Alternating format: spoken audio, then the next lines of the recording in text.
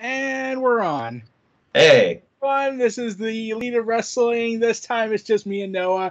Uh, Lately this year, for some reason, a lot of the members have been busy with personal lives. In fact, one of them disappeared, and we never got an explanation. The other one is dealing with personal matters. Zhao we're dealing with personal matters. We discussed. Me and him talked about it. The undisputed guy, he never showed up ever again. He just disappeared off the grid. Jeez. Yeah. The internet got to him. Or he got lost in Area 51. But in all seriousness, I hope he's okay. Shout out to all my brothers in the Elite of Wrestling. Yeah, and everybody on the rest. Really busy, and I've been trying to see if we could expand the group, but that hasn't really worked out so well. Yeah. I have come across some other people that started a chat group called The Family, and I think they've been getting involved in some of your Twitter conversations. Maybe they can get involved in 2020. Who knows? Some of them are aspiring creators themselves, and they're just passionate, simple wrestling fans like us who, can't deal with, don't want to deal with bull crap, let alone, enhance it. But, we just want to enjoy wrestling and share our view. Shout out to Amy, by the way. What a top 10 for AEW. But speaking of 10, here we are, Eric, the end of a decade. And what a decade in professional wrestling it's been, with the rise of new companies, with the oscillating roller coaster that is the WWE and Impact Wrestling. It start off looking like it was going to be a dark age of wrestling with WWE and PG-friendly content. Yeah, remember, we're starting with 2010, the year of WrestleMania 26, where we got the end of a career. And then we start several years later. Seriously, if you're in the WWE, retirement means nothing. You're going to come back for one more match because of money, especially with business partnerships that have developed. But let's go ahead and start back with the 2010s. So the biggest things I can remember is Sheamus and Triple H, they had a feud. Undertaker streak continued. He retired Shawn Michaels. Edge speared the hell out of Chris Jericho. And I believe John Cena beat Batista to retain the WWE Championship. And I believe this is also the same year Batista quit. Oh, yeah, that's right, because progressing, he went to Over the Limit to face John Cena in I Quit match. And even after saying I quit, John Cena threw him for the stage. And right here in Toledo, the following night, Batista quit live on TV when Bret Hart was named the general manager and basically set up a match. We either wrestle or you forfeit, but he can't wrestle. He's in a wheelchair. Don't give a damn. The winner of this match is Randy Orton. And Batista was like, I'm gone. I quit. And thus began the birth of what would become many, many future memes when he get back, Batista. Yeah. Okay, is there anything else we should discuss about 2010? Anything else you can pick up? I think we all remember that. I think this was the year Impact tried to go head-to-head with Monday Night Raw. Yeah, remember how that played out? What was happening back in Hulk Hogan and Barry Bonds really wrecked everything. Was that before the you see how out of touch I am with Impact Wrestling? Back then, I don't know if it was called Impact. It was called TNA. That had to have been before the Eric Bischoff Hulk Hogan era. No, it was still called TNA during the Eric Bischoff Hulk Hogan regime. Oh, okay. Well then, all right. Oh my gosh. So what else happened? Here's the thing. We were talking about this prior to the recording of the video about what Vince McMahon wants to do in 2020. Oh yeah, all right. Just what's he planning to do?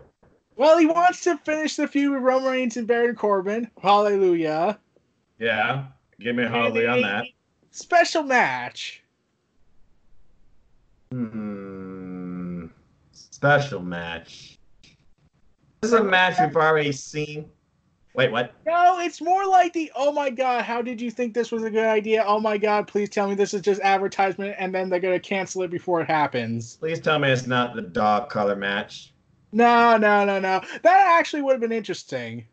What? This match is much worse. If Roman or Baron Corbin lose against the other, they must be forced to eat dog food. What? Yeah, that's what advertised it during the event in February. Oh, God. Ugh. Oh, that's brilliant, Vince. Once again, you made the friggin' WWE suck. Shocking, I might add. Anyway, was 2010 this year? Opening plan is to continue Baron Corbin and Roman Reigns, and they were going to have a loser eats dog food match. Oh yeah, that should have put butts in seats, just like the Kiss My Foot match, but years down the line. I'm just trying to figure if anything else happened in 2000. Did the Nexus debut, I think, in 2010 as well? Um, Or was that later? I think that was it. Yeah. Yeah, because I remember they tore the whole place apart in way back. Because back then, NXT as we know it today didn't exist. It was a reality show hosted by Matt Striker, where every rookie had a WWE pro, and hence came in one of the biggest stars of the decade, Daniel Bryan.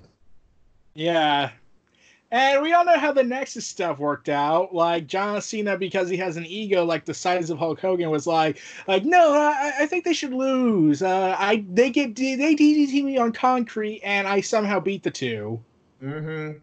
After Wade Barrett, of course, won that season, and we're just progressing faster down the line. The Nexus, they dominated for a while, got John Cena to be part of the group. John Cena, he quit, he came back. John Cena beat them, all down, TLC, Nexus free, blah, blah, blah, blah. And Vicky Guerrero, excuse me, was the general manager of SmackDown. Boy, what an era. SmackDown wasn't doing so well because, once again, Vince does not see the idea of two brands being great. Well, we all know the best GM of SmackDown was Teddy Long. Holla, holla, holla. Or Paul Heyman. And of course, this year was also the year of the Straight Edge Society. Yeah, we all know how that worked out in the end. Let me think. Not great. But honestly, besides Shawn Michaels retiring and Sheamus kicking Triple H's ass, there wasn't that many big things, I think, really, in 2010 when you think about it. Yeah, then you gotta remember anything that could have been great was destroyed by either politicking or, incompetence. Well, I mean, incompetence is just a word in itself. I mean, I'm just gonna go back and look at because 2010 Survivor Series, that was the Nexus, and it was the night that Wade Barrett versus Randy Orton in the WWE Championship match, where John Cena was special guest referee. John Cena said goodbye. Yeah, also, there is one more big moment that happened in 2010. And what's that? That was the last year that Undertaker would wrestle full time. Oh, yeah, because he went to a part-time status. So why don't we just go ahead and go into 2011, and let's start off with, well, one of my favorite pay-per-views. You know what we're on the road of, right? 3, 2, 1, and it's the Royal Rumble time again. Oh, yeah. Now, we're going into WrestleMania 27, I believe. So this was Royal Rumble 2011. And it was the first ever 40-man Royal Rumble match where the stupidest things happened, including, but not limited to, all three commentators being part of the Rumble. Jerry the King Lawler, Booker T, and God help us, Michael Cole, because he started doing his own wrestling thing with the Coal Mine, because he developed an ego because he was boy-loving The Miz when he cost Jerry the King Lawler the WWE Championship in a ladder match, and other stupid things were to come. In this Royal Rumble, though, the winner was Alberto Del Rio. We don't know how that worked out. Well, let's think about this. Going to WrestleMania, he came in with a Rolls Royce, beautiful car. I'm just going to say this right now. WrestleMania 27 has got to be one of the worst WrestleManias in history. Even when you had The Rock return. Yes, because the only good thing about that WrestleMania is that year they had a host. Who was the host? And probably got the biggest pop of the year, I'm pretty darn sure. The most electrifying star in all of sports entertainment, The Rock. And boy, did he bash John Cena. You can't see me. You can't see me. Oh, yeah, we can see you. Freaking looking like a bowl of Fruity Pebbles. And now Fruity Pebbles got over and John Cena endorsed that. Yeah, and that was also the real life heated between them because John Cena was angry that Rock was comparing him to Fruity Pebbles. Oh, look, John Cena does it later down the road.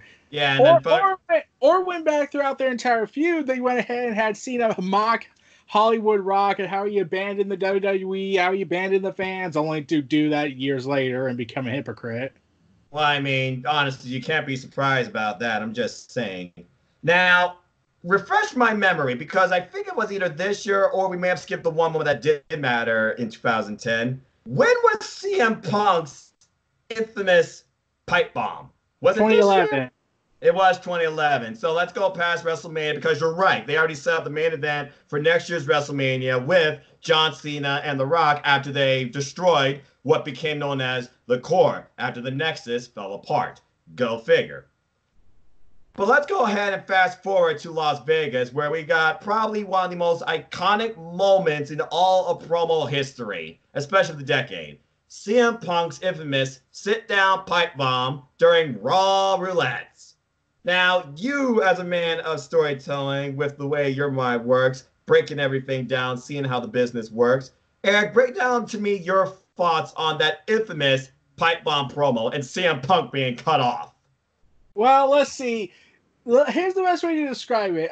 Some people would say, what did CM Punk say in that pipe bomb? Okay, I'll be quickly to say, what didn't he say? Well, let's see. He mocked the business because he was out. He was planning to head out, and he was planning to head out with the WWE Championship. He mocked how good, hardworking people who deserve to be pushed, who deserve their cred, and who have worked their years off in wrestling for this delusional old man that got tossed to the wayside or let go. Basically, he insulted the creativity. He insulted the entire McMahon family, talking about, oh, nothing's going to change because basically after Vince dies, they're going to pass it down to his dumbass son-in-law and his stupid daughter. I'm trying to be, a little bit child-friendly here, the YouTube rights. But basically, he kept going and going. He broke the fourth wall like, hey, guys, I'm breaking the fourth wall here. And as he was continuing to insult how the company would be better off and how he would go to maybe like Ring of Honor, for example, because yes, Phil Brooks was right there in Ring of Honor. Japan.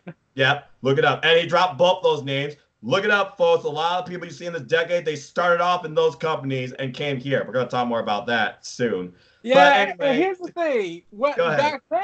Back then, when CM Punk was saying all this is when talent were like, you're going to be seen as, oh, you're nobody. You're not going to be a success. You're not going to be a star. We're going to favor everyone to John Cena, have John Cena eat all you guys. Then we're going to throw you to the curb. Now it's more like, you're going to be treated with insult and derogatory comments, and we're going to force you to stay as you are a slave. Yeah. Oh, and by the way, Over the Limit happened before this, where John Cena regained the WWE Championship against The Miz with the help of Alex Riley in his corner. Didn't work in I Quit match. And then Alex Riley and The Miz, they imploded. Yeah, and wasn't it said the original plan was to push Alex Riley as their next big star, but then John Cena apparently bullied him into submission? Pretty much. But anyway, so going back to this pipe bomb, they cut off his mic. He's trying to talk, and apparently about the bullying hypocrisy. Yeah, we find out after the show, Punk was indefinitely suspended.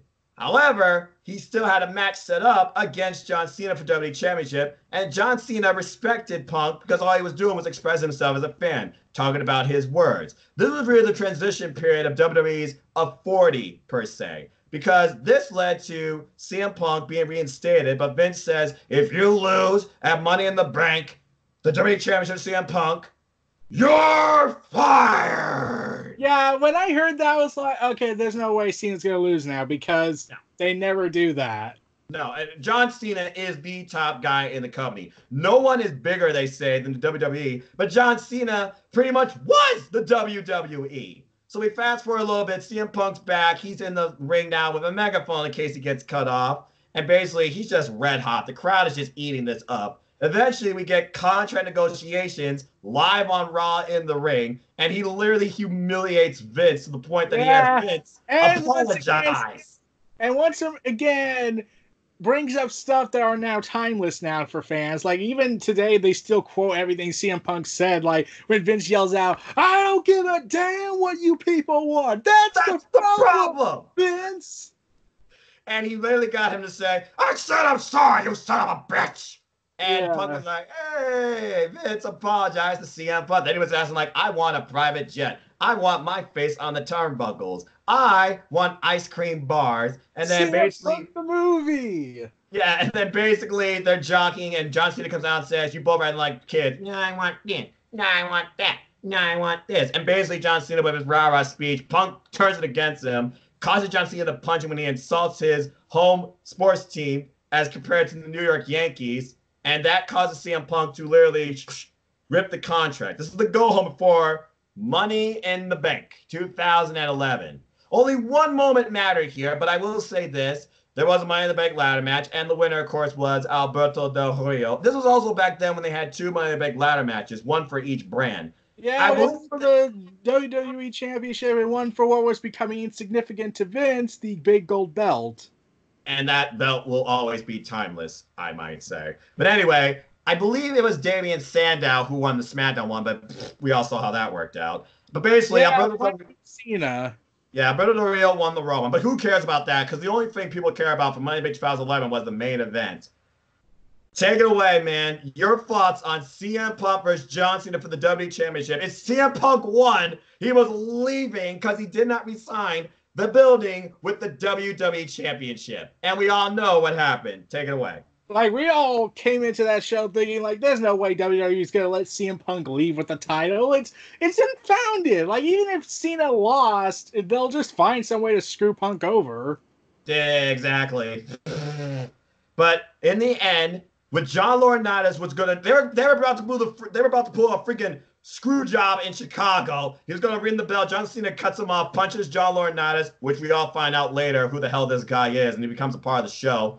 Oh, God, I thought Mike Adamle was bad. Anyway, that was a different decade. Basically, John Cena, he lets his pride get the best of him. He wanted to beat the man in the middle of the ring. And this was a really good match, but damn, that crowd was nuclear against Cena. But when CM Punk possibly the first time since ECW One Night Stand 2006. Pretty much. But when John Cena lost, that place erupted. Vince was in shock, but he's like, oh, wait, cut the music. Alberto Del Rio out here. He's going to cash in his Money in the Bank contract. Yeah, bring him out. And they literally bring him out, and CM Punk just knocks him out. And then literally blows a kiss and leaves the building through the audience, out the arena as we see, with the WWE Championship. And as we were learning the CM Punk documentary, Punk went ahead, drove a car home with it, and then put it in the refrigerator because reasons. Mm-hmm. Now, let's go into what was the first real change for Monday Night Raw as a whole. And would subsequently lead to several storylines that ultimately never got a satisfactory conclusion and ultimately sucked. Yeah. And Vince was apparently relieved of duties by none other than his son-in-law, Triple H, who officially became the COO of the WWE and fired Vince to the point they were crying both on the air. I love you, Bob, and I'm sorry. And I was like, when I saw that, I was like, that's shocking. Like I guess we're gonna fire Cena because, well, it's John Cena and we can't do anything that interesting.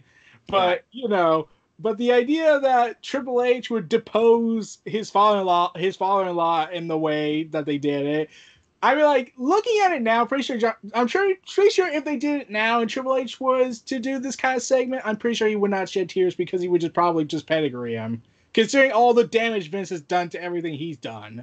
Yeah, but again, that's just way down the line. Let's just keep going for 2011 because as Triple H became in charge, there were major changes made to the show. By the way, Michael Cole was on commentary as heel. Jerry King Lawler was at face. Normal.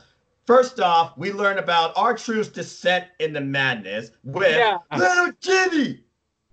But also, this is prior to the CM Punk pipe bomb. Yes, because as we learned, they had a little tournament to crown a new WWE champion. And in the end, it came down to Rey Mysterio and John Cena. Who wins it? Technically it was Rey Mysterio and The Miz, and then Cena convinced Rey Mysterio to put his title on the line because it's John Cena.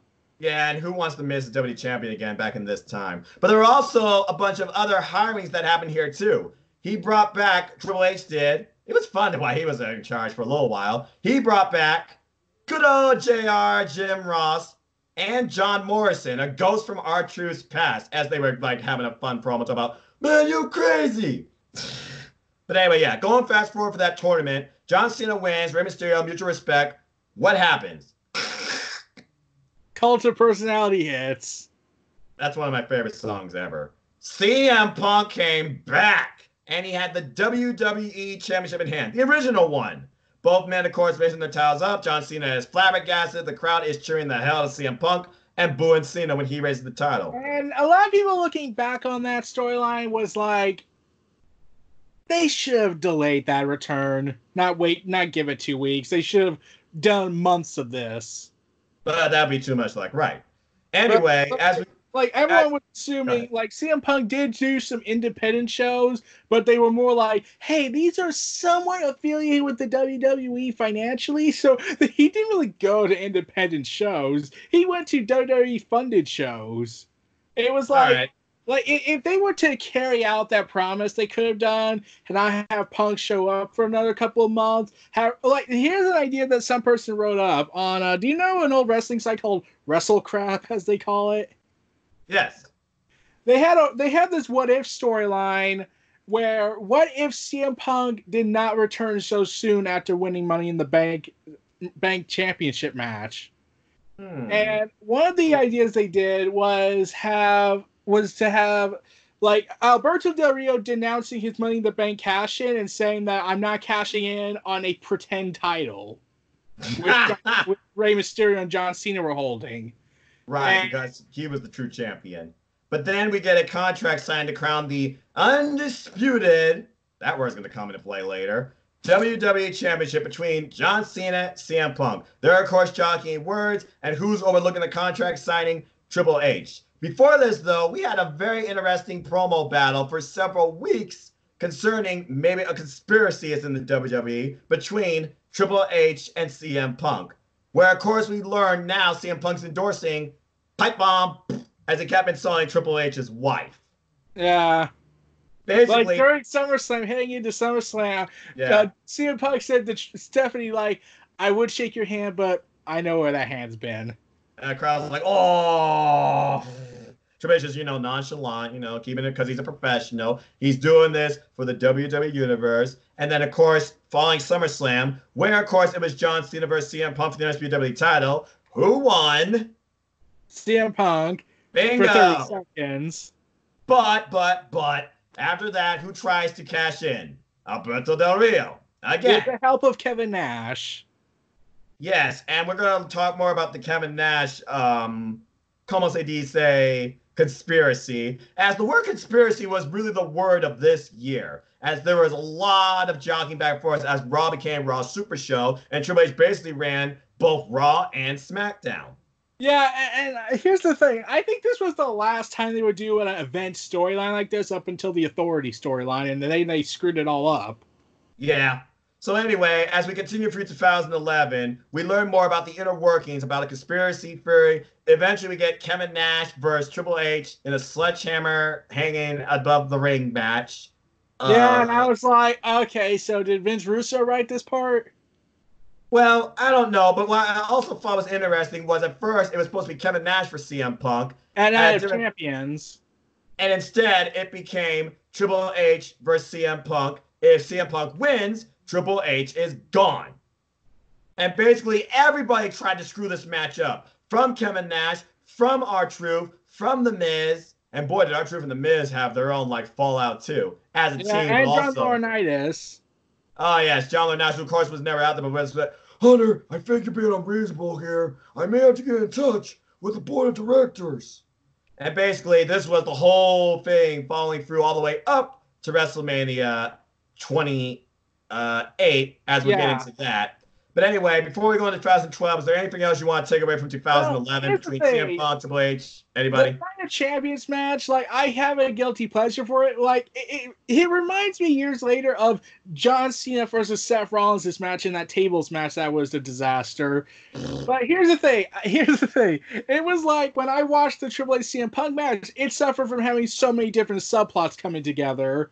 Whereas John Cena and his table match years later, it would suffer from the fact that they don't want Cena to lose because the mere idea of Cena not fighting for the championship is blasphemous. Yeah.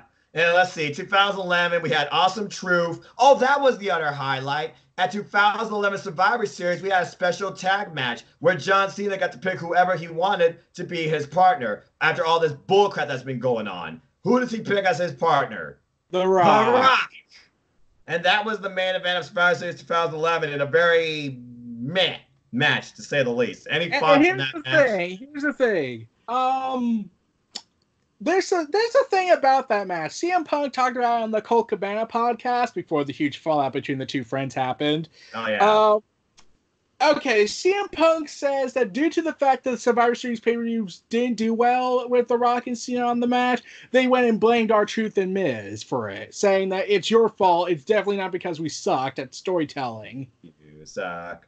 You suck. I'm sorry. But that's another thing. But yeah, and also during this time, in a Hell in a Cell match between CM Punk, John Cena, and Alberto Del Rio, it ended in a no contest as there was an arrest that happened when the Awesome Truth interrupted Well, the actually, match. Del Rio won the match. Oh, he did? Yeah, like, okay, this is when the WWE title was basically what would become the Raw Women's title in 2016, hot potato. 1 minute it goes to CM Punk, then it went back to John Cena, then it went to Del Rio, and then it went back to CM Punk, and then it went back to Del Rio, and then it went back to CM Punk for the route 2012. Yep. And then, of course, this was a fallout where eventually Triple H, he charges both men. There's a tag match, and then Triple H, he fires both The Miz and R-Truth. Yeah, and that led to the chaotic ending, aftermath of Hell in a Cell. Yes, but as we keep going forward, eventually, they have what John Laurinaitis suggests, a vote of confidence.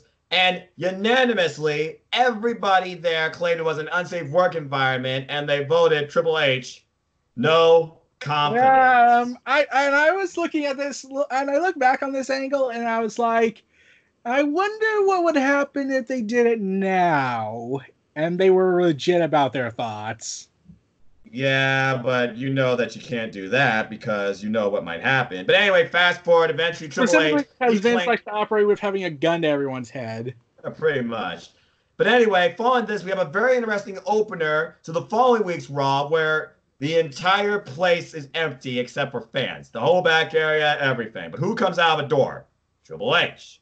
He goes to the ring, and he claims that, hell, I'll run the show myself. I'll wrestle a broom for 3 hours. Hell, the broom might be better competition than most of that roster because I am here for you people, and you people stand by me, the WWE Universe, which leads to an interesting opener where not only does, first off, the one person that was not involved in the vote last week, John Cena, comes out, and he runs down everybody he's worked for, including the 52-plus different special guest celebrity GMs, and Mike Adamle, but he says, you're my boss, I'm staying. Who comes out after that, though?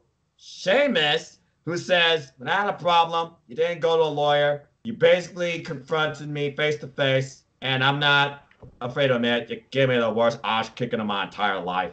And because of that, I respect you, fella. And he says he's staying. But then comes out Mr. Controversial himself, some would say, CM Punk.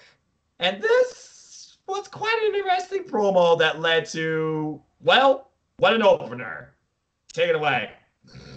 Basically, John Cena versus Sheamus, Triple H's special referee, and CM Punk's on commentary. And he's also a bell ringer. Yeah. And I was thinking to myself, okay, you have an interesting angle here. You have a long-term angle you could go with. But then they were like, we got to fast-forward it. We can't do anything long-term wise, so stop it. Vince McMahon comes out and gives the power to John Laurinaitis. And the boos rained like hell. Yeah. Oh, my gosh. But and we were dealing with every night, my name is Mr. John Laurinaitis. I am the Executive Vice President of Talent Relations and the Interim General Manager of Monday Night Raw. Triple H would take his place. Yeah, but Triple H, he would not fade away, per se, because after a while, we eventually learned that CM Punk, he put John Laurinaitis in his place. Cue Infamous Pipe Bomb #2 after a tag match where he reversed the decision of the match after Mick Foley came out and tried to make the odds. That was in 2012. Yeah, we're in 2012 now because there was nothing else after 2011. Well, that was the beginning of the 434-day reign. Yeah, but we're heading into the Royal Rumble next year, into the year of WrestleMania 28, and we learned that John Laurinaitis, he does have a hidden... one more thing. What?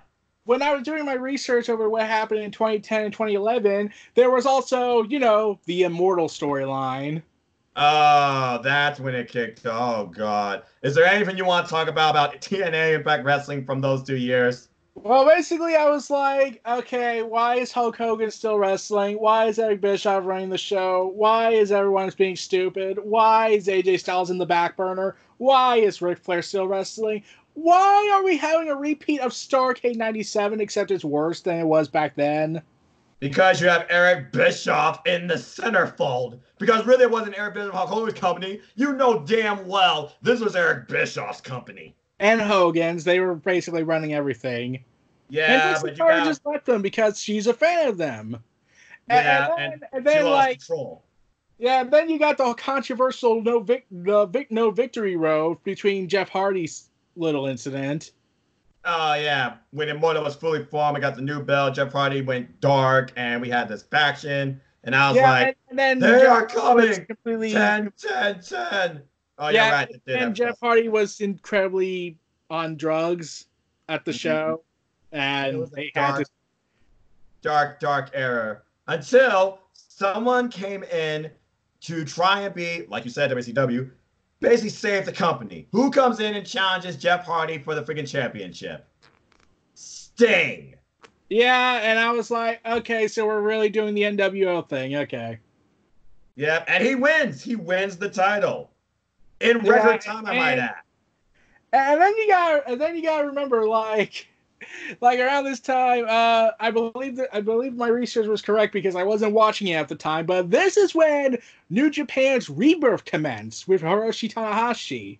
Yes, who was basically living that company through the dark ages. He, Tomohiro Ishii, Taiji, like the dark horses that came in that weren't even originally from New Japan, but decided to make their work there. But Tanahashi, he carried the load and brought this company back up as we were heading into, what was it? Okay, this coming up year, it's Wrestle Kingdom 14. That's 2020. We're in 2011, so that's 9. So Wrestle Kingdom 3, that's a classic. That's going way back. Yeah, it was. So yeah, like I said, that's why I kept saying we were going to head to a dark period, a dark age for wrestling, because let's look at it, what was going on in the early 2010s. New Japan was trying to rebuild itself.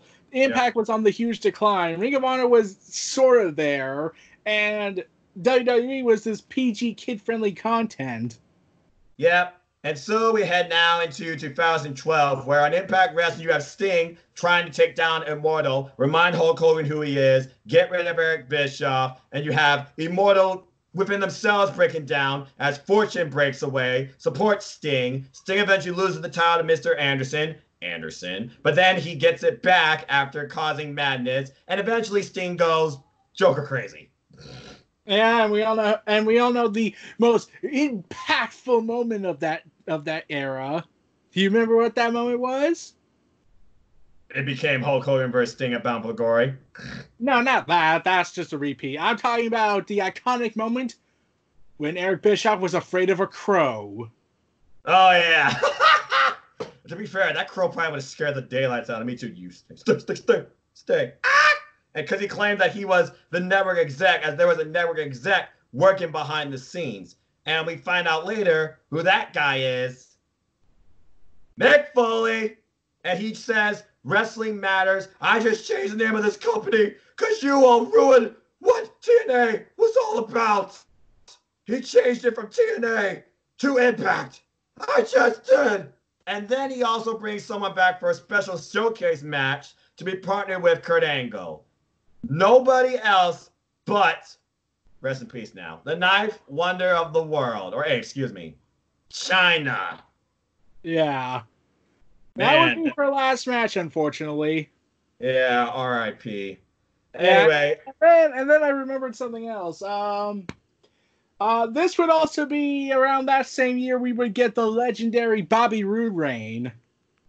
The it factor of professional wrestling when we finally got past Immortal and all that nonsense, and I love that. And I'm like, he can carry the company. This is brilliant. Of course, he did take it on James Storm for controversial standards. But anyway, we're now in 2012. Let's keep going in Impact. Now, and Nick Foley was fired that same year, I think.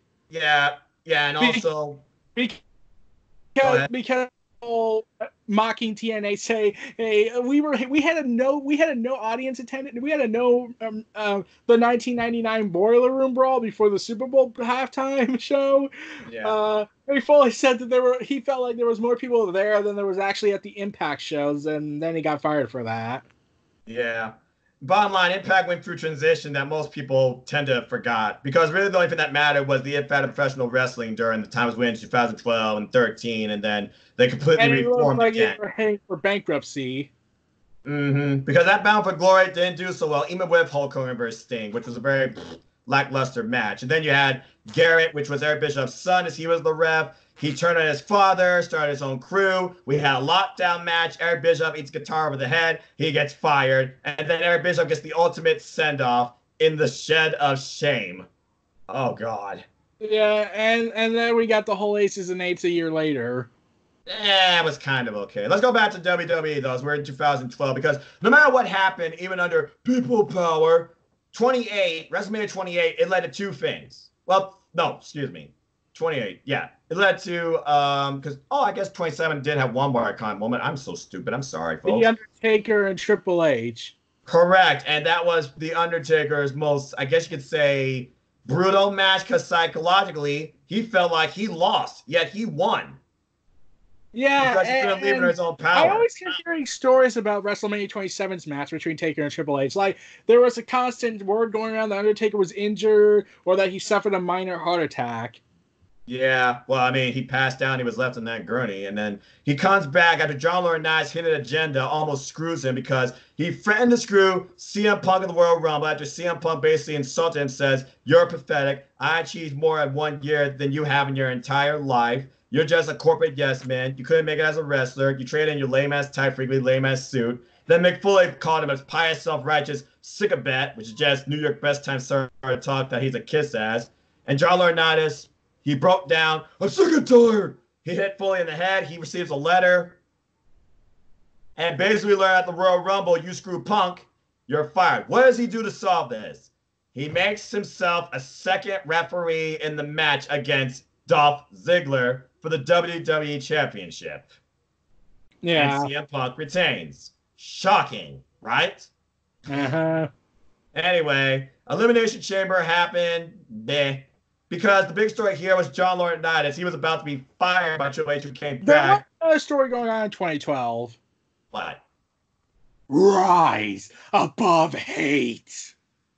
Ah, yes. That was after WrestleMania, I believe, because 28, as you know, was about one thing and one thing at its core. Once in a lifetime. The Rock versus John Cena. But in my opinion, that was not the biggest moment of the night. Let me start my worst moment of the night. Team Teddy versus Team Laurinaitis. What the hell was this? That was basically a match that was designed to say, we need to bury Zack Ryder. We can't have him be over. Yeah, because what happens? He blows him, and Teddy is eventually kicked out of being GM because they decide this match is about being the permanent general manager of both shows. And guess which team won? People power! People power! Yes. But also, WrestleMania 28 had a number of other moments. Let's not forget the infamous Kiss of Death. Yeah. 18 seconds, the opener of WrestleMania. Sheamus versus Daniel Bryan. Daniel Bryan loses the big gold belt after kissing AJ. Yeah. Big Show being ridiculed by Cody, who was basically bringing back prestige, I would think, to the original Intercontinental Championship. Big Show, who's always been a choke artist at WrestleMania, or a joke it seemed, and that was the whole thing behind this promo. He knocks out Cody and wins the Intercontinental Championship. Not much there, really. Pretty much. It felt like back to square one. Like it felt like, okay, so heading out of 2011, it seemed like there was going to be a major seismic shift. Like you saw, like at the time, Cody Rhodes was champion, Kofi Kingston and Evan Bourne were champion, CM Punk was champion, Bryan was champion, Zack Ryder was champion. It looked it looked like they were trying to make a new status quo, but then Vince was like, nope, we got to return to the old status quo. We can't have anything different. And then as the months went on, as heading into WrestleMania 28, it looked more or less of a, hey, we need to tell new stories. It was more like, we need to return our status quo that John Cena's God and everyone else sucks. And also the end of an era, which is probably the most iconic moment of that show. Sorry, Robert Yeah, Cena. sadly, it got diluted a little bit years later. Yeah, because you had the perfect commentary team of Jared the King Lawler and JR, and you had the three pieces that came into play as Triple H just kept saying, no, I refuse to face you because you want an end. How epic were the pros between Triple H and Undertaker? But we got the end of an era match inside Hell in a Cell. And then Undertaker proclaims, you remember when I said that Shawn is better than you? He is. Yeah. Triple H, I think, will never, ever let those words get past him, even after the match and the emotion, the story told, the atmosphere. That match, everything about it, my God, it was beautiful. Do you have any thoughts on the end of an era match? And the setup towards it. Like, I look at that match, like, the build-up was absolutely perfect. Like, they were saying it, like, if they do this, it's over, it's the end. But, as you know, it wasn't the end. Yeah, but what a beautiful moment it was during the time. And also, there was one other big thing that happened during this time. CM Punk versus Chris Jericho, as Jericho basically came back from a hiatus, it seemed. And they were building off this promo why Jericho came back. He came back for one reason, to beat CM Punk on the biggest stage for the WWE Championship, to prove to you and everyone here, once again, why I am the best in the world at what I do. And CM Punk just nonchalantly being like, well, that's all you needed to say. That's all we need. We don't need all the pyro in the world. And screw your stupid light bright jacket. We just need a wrestling ring and this to probably make the best wrestling match of WWE history. Here's the thing about that storyline. They decide to say, hey, let's incorporate all CM Punk's personal dirty laundries into it, like his father being an alcoholic, how he's actually born before he was born in a premarital sexual relationship. Yeah, that went dark after WrestleMania real quick, because this was before WrestleMania. Oh, that's right, yeah, because as we learned, he pissed off CM Punk more and more and more and more, and as soon as Team Laurinaitis won, God help us that year, John Laurinaitis always exercises his power and says, if you get counted out or disqualified, you will lose the championship to Jericho. Have a good match. Now, I will say this. That match, despite all the controversy in it and Jericho just proclaiming, your sister's a drug addict, your father was a drunk, your family is terrible, and he tried to just erase CM Punk so he gets disqualified and lose the title, CM Punk, under all that pressure, he retained it. But in my opinion, this really degraded the quality of what could have been a really great match. Do you have any further thoughts to add? Here's the thing. It was like, hey, we have the best WrestleMania match on the show. We should main event the show. No, we got to have John Cena and The Rock main event the show. Also, there was a rumor going around at the time that Hollywood was trying to stop that match from happening or trying to come to a compromise with it. And you want to know what one of the ideas they tried to propose to Vince, and Vince just would not budge on this? What? One idea was to restart the Miz storyline with John Cena and The Rock and have it be a triple threat match. Well, I guess that would make sure The Rock really wouldn't get brutalized. Because I'll give The Rock credit. He took a lot of punishment in this match. And I thought Rock versus Cena won, as we're going to get into after we speed for the rest of 2011. I thought Rock versus Cena won was pretty good. Do you have any thoughts on that match? I was like, okay, this was the storyline that would like I was honestly expecting Cena to win because, well, they do the passing of the torch last time, Hogan and Rock, and we all know how that was. But the fact that they went with the other route, they have Rock defeat Cena because Cena got arrogant. He got cocky at the end of it. I was like, okay, this could be interesting. However, it would be the aftermath that ultimately led to kind of what could have been an interesting angle, but they didn't really do it. In fact, this was possibly the dumbest year they did it with John Cena. Probably. Because here's the thing. They kept building Cena up heading into WrestleMania 29 the next year about how he had a downward spiral and how he was losing constantly. I was like thinking, you main evented over the WWE Championship, and one of those were John Laurinaitis. And somehow John Cena was still bigger than CM Punk, hence why CM Punk never really, felt happy, and we eventually got playing. But let's go ahead and speed through 2011. 12, I'm sorry. Botch. Brock Lesnar returns the following night. He had 5 Cena. We learned John Laurinaitis brings Brock Lesnar back. Brock Lesnar's about to sign a contract where he gets everything, including his name on Monday Night Raw, starring Brock Lesnar. This leads to John Cena and Brock Lesnar in an Extreme Rules match at Extreme Rules. And this is over the WWE title. And John Cena wins. Yeah, I watched that and I was like, so you're going to have the Beast Incarnate come back, wreck everyone in his path, then lose to a chain. Yes, and then he didn't show up again. Speed forward, John Cena, he gets some momentum against John Laurinaitis. We get some fun promos that some people would say when he Monty calling him a loser, loser, you're a loser. And we basically get a match between the two at Over the Limit, and John Laurinaitis wins because Big Show, who he fired, turns heel and signs with John Laurinaitis. Yeah. And I must stress, I could have sworn I'm correct on this. This was over the WWE title. This was the main event. No, John Cena wasn't champion at the time. CM Punk was, but he was an afterthought, kind of. John Cena was basically trying to get... I mean, like, John Cena and Laurinaitis was the main event over CM Punk and Daniel Chris Jericho. Bryan. Yeah, because Chris Jericho, he fought him in a street fight at Extreme Rules with his sister at ringside. Yeah. He got a good slap in Jericho's and then Over the Limit, John Cena and John Laurinaitis main event over Bryan and Punk. Yes, that is correct. And Bryan had a meltdown as he became a no guy.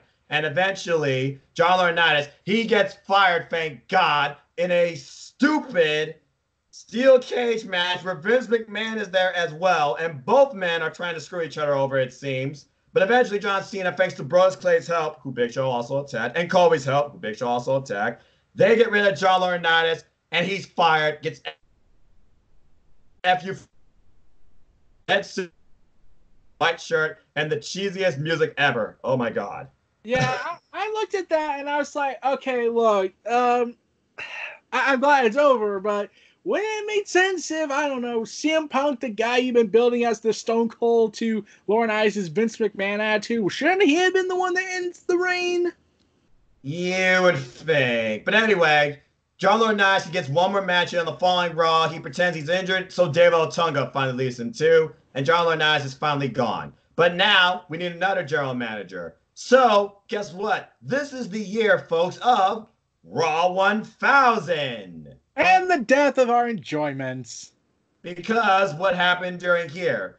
Daniel Bryan, AJ Lee, they tried to make up. And they try and have a wedding. But what happens during this? He says yes to somebody else. Cue Vince McMahon's music. What the hell? Yeah, and here's the sad thing. Here's the sad thing. There was this news report coming out on YouTube from this channel that talks about a bunch of crazy storylines they keep hearing, though I don't think they're true. One of the rumors I kept hearing, and please shoot me in the head if this was true, Alexa Bliss in a relationship with Vince. I don't recall that, but it wouldn't surprise me because at first this is for next year, I kept hearing. Oh God, I hope that's not and true. I was like, so you want to repeat the Trish Stratus stuff, but without all the, destructive shaming stuff they did. Yeah, basically. That'd be brilliant. But anyway, guess what happens after Raw 1000, despite the fact CM Punk turns heel after John Cena wins Money in the Bank. I almost forgot about that. That was also dark. Because John Cena basically says, I'm not cashing it in. I'm going to fight you next week. Because I'm the honorable man, and everyone else is a scumbag. But basically, the biggest series of Raw 1000, we get a ton of returns, a bigger, giant, wider LED set, and AJ Lee is named the Raw General Manager. And the 3-hour system. And the 3-hour system officially begin. Yes, you're correct. And CM Punk turns heel. So let's continue down this road of craziness as Daniel Bryan and Kane, they head into anger management. And we are introduced to... Before that, there was a reason why Punk turned heel. Oh, gee, I wonder why. Well, okay, so the idea was that The Rock said, I want to fight a heel at Royal Rumble, because he did say he's going to challenge for the title at the Royal Rumble because reasons. And remember how earlier in the interaction, during the pro, when Rock made the announcement, it was not just with CM Punk, it was with Daniel Bryan? Yep. Well, Punk in his podcast claimed that, in the Coca Cabana podcast, he claimed that that if Punk refused to do it, if Punk did not want to turn heel, they would have CM Punk drop the title to Daniel Bryan. Daniel Bryan would take Punk's place, and he would drop the belt to Rock. And CM Punk was like, no, that's not going to help Bryan in the long run. So he basically sacrificed his future career for Daniel Bryan. Basically, yeah. So basically, Team Hell No becomes a thing. We get crazy antics. We get Dr. Shelby. There's hugging, and I'm like, one of my friends actually hated that story. What? One of my friends actually hated the Team Hell No thing. Well, can you blame him? Because he grew up with Kane as the monster, the guy who lost his parents to the Undertaker committing arson. He grew up with the Kane that burned people alive. And to see Kane acting all cartoonish and doing air guitar with the tag team belts. Mm-hmm. But also, this was the same year Drew McIntyre was buried. Yes, and he left, and I don't blame him. And folks, we're just going all over the place based off memory. I actually have some notes here, but I also remember one more iconic moment, 2012. NXT was going through, would you say, a paradigm shift as it went from FCW to small little venue of NXT. They already had their first NXT champion in Seth Rollins, but also this year would be the debut of one of the most dominant factions in WWE history, The Shield. Yes. At TLC, 3 men in turtlenecks, they come out. No, that was Survivor Series. Yes, that's Survivor Series, excuse me. In a WWE Championship match between CM Punk, John Cena, and a guy on the rise, feed me more, Ryback. But lights don't go out. They just come out to the arena and they powerbomb Ryback because, again, Paul Heyman, he had inside details. And The Shield was born and debuted in WWE. Yeah, and this was also the time when CM Punk was starting to get really hurt. Like, his match with Ryback, like, he said that, if you saw the podcast, CM Punk said that when he got kicked by Ryback, who he accused of Steroid Man, yes. Ryback kicked him so hard in the ribs that his ribs got pushed back and it was touching the base of his skin, and I was like, oh God. And this was the Hell in a Cell match, and he was getting hurt, like, and even a year later when they were told, work with Ryback again, and CM Punk was like, no, I'm not doing it. And Vince said, I'll owe you one. That never happened. No. And CM Punk reveals, okay, so do you remember that table spot where Ryback throws him into a table and they messed it up? Yes, I do. Do you know what CM Punk said about that injury? Not only did he get a severe concussion, his pelvis was tilted. Oh, God. That's no laughing matter. That is serious pain, folks. Yeah, Jesus. and then you got to remember, this was before the Wyatt stuff he was doing. Yeah. But back to 2012, this was also, okay, this would have been the perfect time to revisit that old conspiracy storyline they could have done, because the whole blatant favoritism Cena was getting with main eventing over the WWE Championship and really not holding the title because Cena was more important than Punk. Even when Punk says that the focus and attention should be on the WWE Championship, it was clearly not, because John Cena was, quote, bigger than the title. Yes, and as we headed into 2013, the feud would rise between CM Punk, with Paul Heyman now, also as is Joe Matter. But Paul Heyman didn't speak on behalf of Punk. Punk spoke on behalf of himself. But, of course, we're setting up towards the Royal Rumble because guess what was happening in 2013? The Rock versus CM Punk for the WWE Championship. Yeah, and then around this time, there was a story that came out regarding, remember how in John Cena's documentary with The Rock heading into WrestleMania 28, he goes on to explain like why he won't turn heel, because people buy his merch and whatnot, and how he had the biggest merchandise sales at Survivor Series over The Rock and CM Punk. Yeah. And how he says, I'm not going to change for these people. I was like, Cena, there's just a minor problem with this statement you're using as your evidence. Do you know what the problem was? I don't recall. Okay, so an article came out that revealed that the reason why Cena was selling more than over CM Punk wasn't because of the heel run he was doing. It was because Vince was trying to make because Vince was trying to make more Cena merchandise to sell over CM Punk stuff. They wanted more merch sales of Cena over CM Punk because they saw Cena. as the biggest star, even if Punk had the title. But anyway, what else happened here? AJ Lee, she went insane. She got fired. Vicky Guerrero took over as GM. Brad Maz was her assistant. Brad Maz was a ref. Screwed AJ. AJ and Cena had a fight. AJ and Cena kissed. Wah, wah, wah, wah. And basically, eventually it broke down with AJ and Dolph. They became a thing, and they screwed Cena out of a ladder match. Yeah. For Dolph's Money in the Bank contract. Now we head into 2013. They both get Manure Report on them. Ugh. And Happy New Year, anybody! And I was there at that show. I watched it. I was like, I can't sit through this. You were there at that show? Yeah, that was taped when Dolph Ziggler got covered in manure. Jesus. I was like, I can't watch this. Like, I'm so tired watching this. There's nothing entertaining for me right now. Mm-hmm. This was before TLC, I believe. Or near the end. Probably. After TLC. Alberto Del Rio, he turned face and he became World Heavyweight Champ. He beat Big Show, and then we have a feud between Bishop and Del Rio. People said this at the time regarding the Big Gold Belt. They didn't see it as the Big Gold Belt anymore. In fact, Bleacher Report even said this. They called it the Super Intercontinental Championship. Oh God, that's just insulting. But yeah.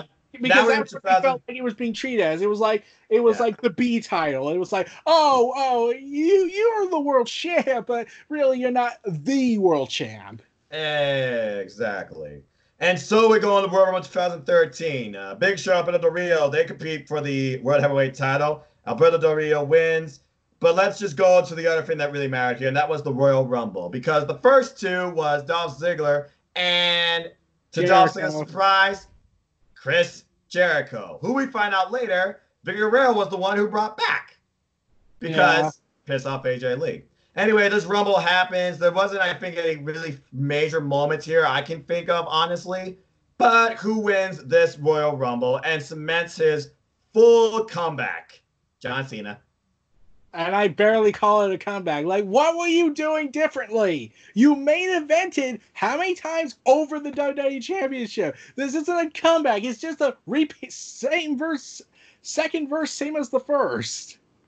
Hence, while after that we get CM Punk versus The Rock for the WWE Championship, and The Rock wins. Yeah, and CM Punk blows a gasket the following night. Yeah, I like the match. I just wished it went CM Punk's way. Like, CM Punk tried to fight for his right to be main eventing WrestleMania. Like, he tried to say, look, just have me go in the match, be a triple threat, me, Rock, and Cena, eliminate me in 5 minutes. I can at least say I did it. Yeah. That's all he asked for. And, like, no, it was more like... Pretty much. Because following night, Vince threatened to fire Paul Heyman because he thinks the Shield has been in cahoots with all these attacks and helping Punk retain the title. Because Punk started his own shirt, 26-something, 366, boots to faces or something like that, mocking The Rock. They had some great promo battles. And basically, a rematch is made after Vince is attacked by Brock Lesnar. Yeah, I'm pretty sure this is like the 8th time Brock Lesnar attacks Vince and breaks something of his, because Vince had to get hip replacement surgery after this. Because, you know, having the most lethal, dangerous wrestler who's been known to be unsafe at times nowadays would clearly protect a man who was nearing his 70s at the time. Yeah, I mean, it just seems obvious, you know? I mean, you're just saying. And basically, this leads towards a rematch Elimination Chamber, where if the Shield interferes, Punk loses the title. Hey, guess what? The Shield, no one sees it, right? The ref was out. That was Royal Rumble. Was it? Yeah, Elimination Chamber, they didn't have the Shield involved. Oh, okay. The Shield was doing their own thing. They were fighting Cena, Sheamus, and Ryback. That's right. The whole 6-man tag team reigns of dominance all the way past WrestleMania 29. So why don't we just go into that? Because before WrestleMania 29, there was an old school Raw. Rock, Cena had one last promo battle. You think you can beat me? I know I can beat you. But also we get the setup for Triple H versus Brock Lesnar. And we all saw the bloody face he had. In a no-holds-barred match. But prior to that, remember they brawled and you saw a huge amount of blood coming out of Brock Lesnar's head? Oh, he got effed up. Yeah, there was one more thing I forgot to mention in 2012. Oh, what? Well, there was the Aces and Eights stuff, but let's get back. But not that wasn't really important. But like the biggest thing in 2012 was two things actually. John Cena announcing he was taking a break, and that never happened. No. After his match with Brock Lesnar. In fact, a word came out that John Cena wasn't supposed to do all that. That he went into business for himself. Brock Lesnar was pissed off and was told, no, you told me that Cena was supposed to collapse after the match and be carted off, and then we would do this break storyline for him. No, they didn't do that. No, that'd be too much. Also, around that same time, I think we all remember where this went. The Rock says it best. We got him. You know. Yes, that. I remember that now. Yes, a very big moment in history. Not necessarily wrestling, but it was proclaimed. Yeah, we got him. I do remember that. All right. I think that covers everything for 2000 and what was it, 13? Yeah, 13. We just got to the early start of 2013. Oh, that's right, Joe. Royal Rumble, blah, blah, then blah. And we go ahead. Then we get CM Punk and Cena one last time in their epic piledriver-filled Hurricanrana match. That was a major match on Monday Night Raw, but John Cena, he wins. So and then we would get the bastardization of Once in a Lifetime, Rock and Cena 2 for the WWE title, twice in a lifetime, and I was there. Nice. We also get the Shield. They're facing Big Show, who's impromptu, Randy Orton and Sheamus in six-man tag. But also got set up an RIP to a man we lost. Oh, yeah. I was there for the final Raw before WrestleMania when they did the Ash segment. And Paul Heyman was dressed as a really ugly Paul Bearer. And Undertaker was like, you. But they also had the Undertaker's urn. And CM Punk literally opened the urn and just poured what you think would be. I really hope that was not his ashes. Oh, no. They confirmed that. Oh, it wasn't his ashes. It was cat litter. Okay, good. Because we all know nothing's real in WWE. Yeah, but everyone was like, why are you doing this storyline? Why are you doing this disturbing content? Like, even I thought was like, okay, look, I know people want the Attitude Era back, but that doesn't work anymore here. And especially since, I don't know, the man just died. Yeah. But anyway. That always bugged me for one other reason. What? What was going to be the original storyline had Paul Bearer not died? He died on a Friday, and this was before they did the storyline with CM Punk and Undertaker. And I was like, what was the original storyline they were going to do? I would have no idea, but it's a very curious thought to think about. Anyway, 2013, let's start with WrestleMania because that's usually the only big thing to talk about each year, especially back in the early 2010s. WWE was just... Yeah. So, WrestleMania 29, Fandango. He debuts, and he beats Chris Jericho on the big stage. Yeah, my mom actually hated that moment. How the hell did that happen? And we don't know how that benefited Fandango in the long run. That clearly worked out for him, right? Oh, yeah. I mean, it went great, you know? Anyway, Ace and Ace, they were still doing their thing in 2013. There was James Storm versus AJ Styles, who took on a very dark turn with the hoodie and everything, Evil Ways being his theme. But he eventually comes around and he helps, take out the Aces and Eights one by one, blah, blah, blah, and it goes against Dixie. Mafia returns with him involved. Yeah. And he leads the company and all that type of crazy stuff. Not much more to say about Impact. Oh, we all know where AJ Styles would go after Impact. Anyway. There was one more moment in 2012. What? The real rock and roller. Yeah. I should never forget that. Oh, man. I tell you. Prince Devitt becomes the real rock and roller and the formation of the legendary Bullet Club. Yes, absolutely.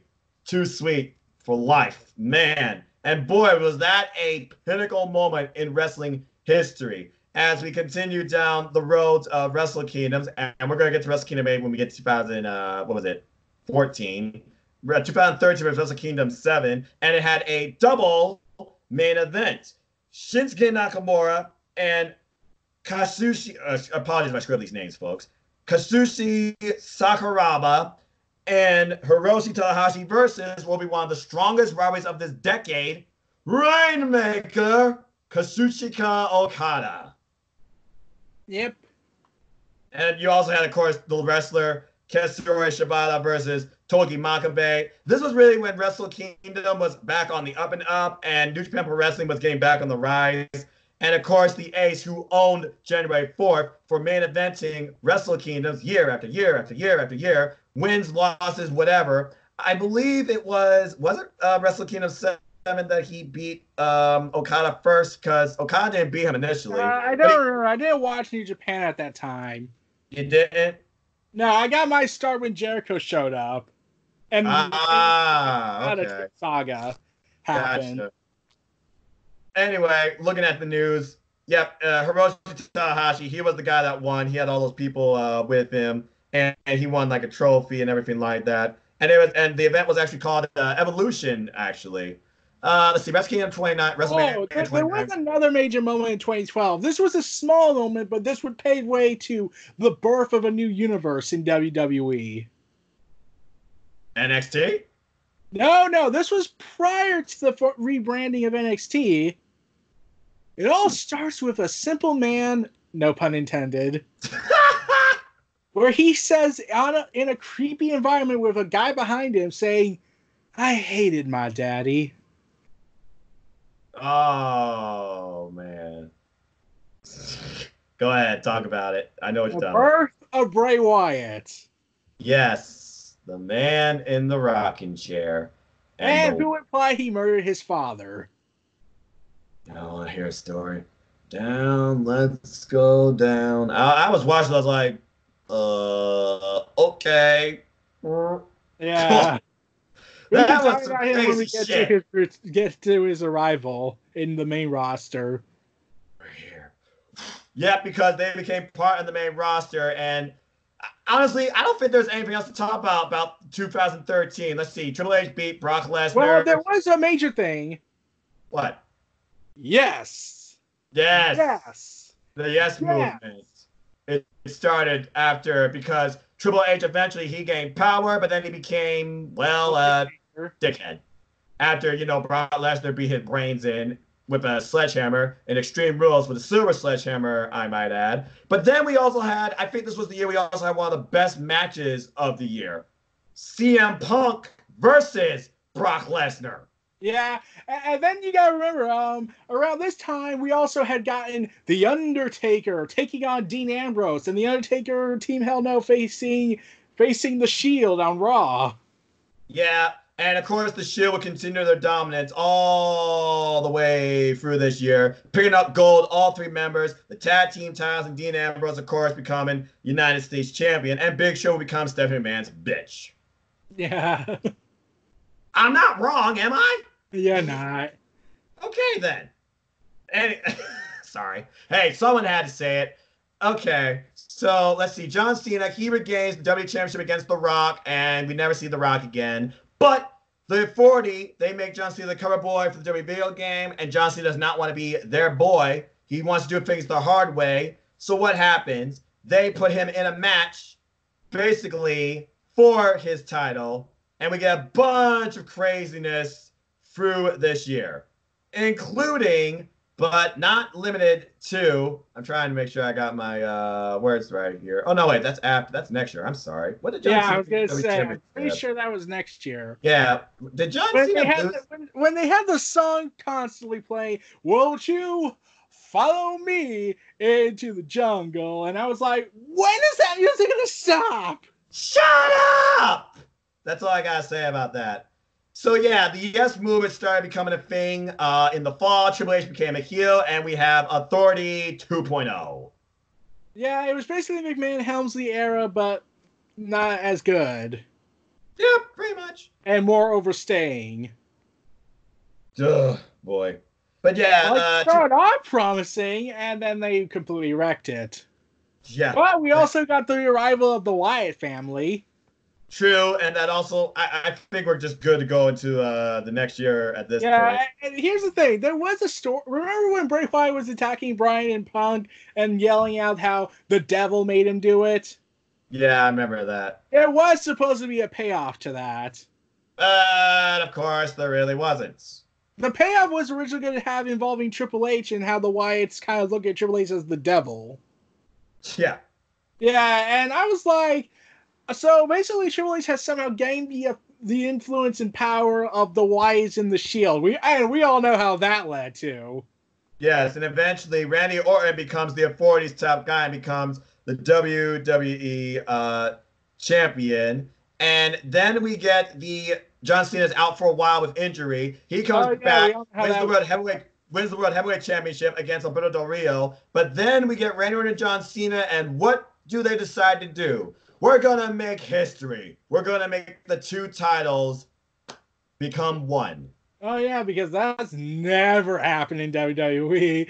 It's not like it happened back in 2001 or anything. But what about the ceremony that happened in Seattle during the Slammies where Daniel Bryan was more over than both John Cena and Randy Orton? Because I almost forgot, I'm sorry. Earlier, what happened? John Cena, he picked his opponent to face him for the WWE Championship at SummerSlam. Who did he pick? Bryan. Yes, that was the SummerSlam. We got Daniel Bryan versus John Cena and CM Punk versus Brock Lesnar. Daniel Bryan and John Cena absolutely killed it.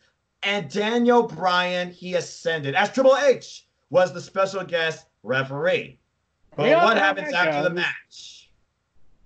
Randy Orton comes in, who wins Money in the Bank earlier. Triple H, with the shock heard around the world, pedigrees Daniel Bryan, and once again, Randy Orton, he is back on top.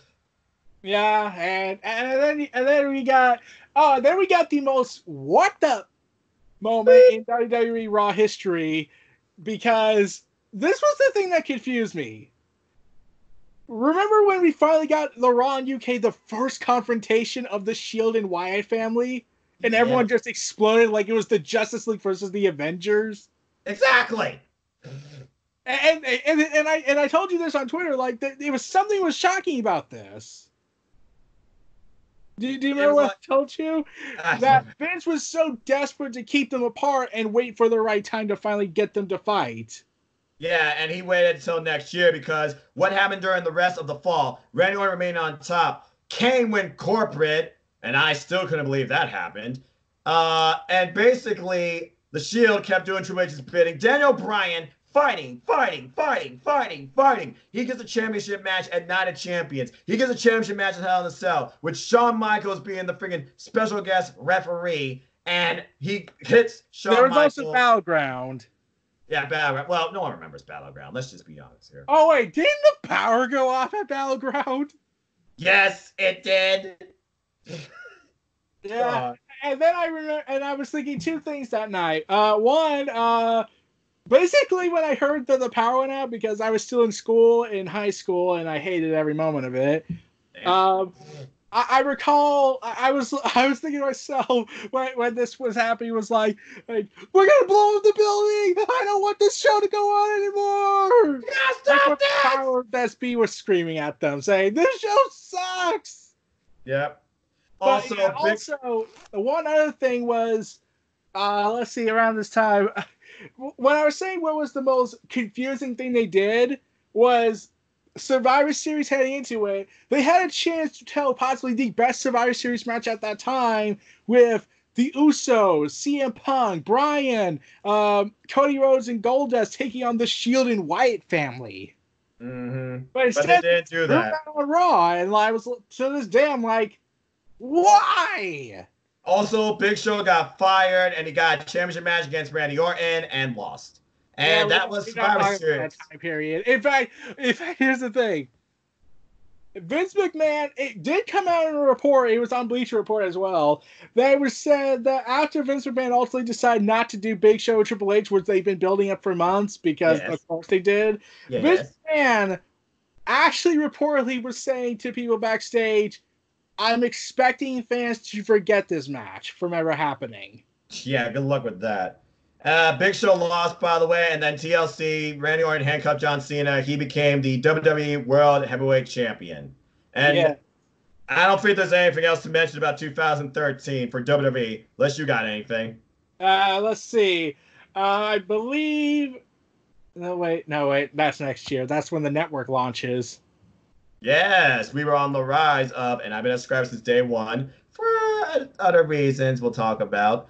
But basically, yeah, what happens in this year, the WWE Network comes to fruition in February.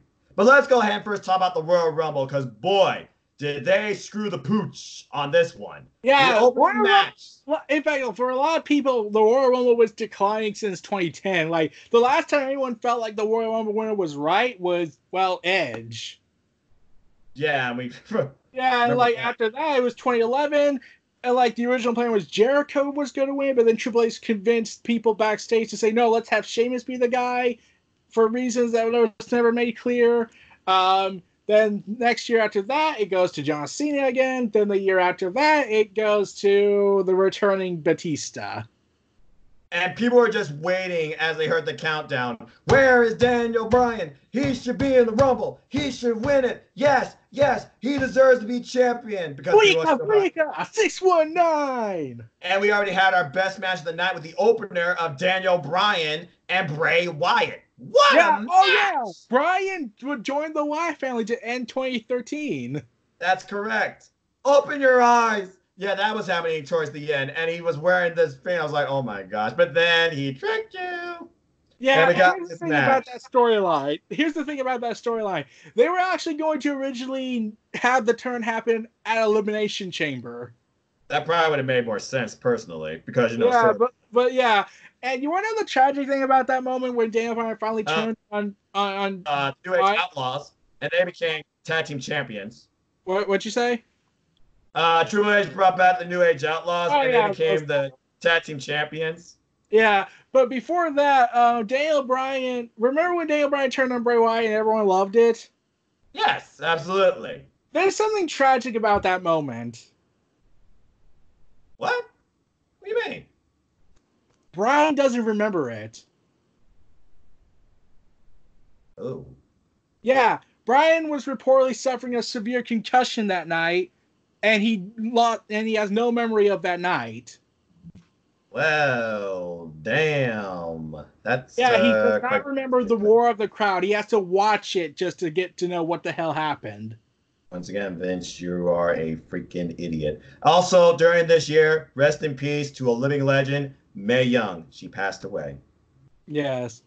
Until people found out what happened years later regarding what Mae Young and Fabulous Moolah did.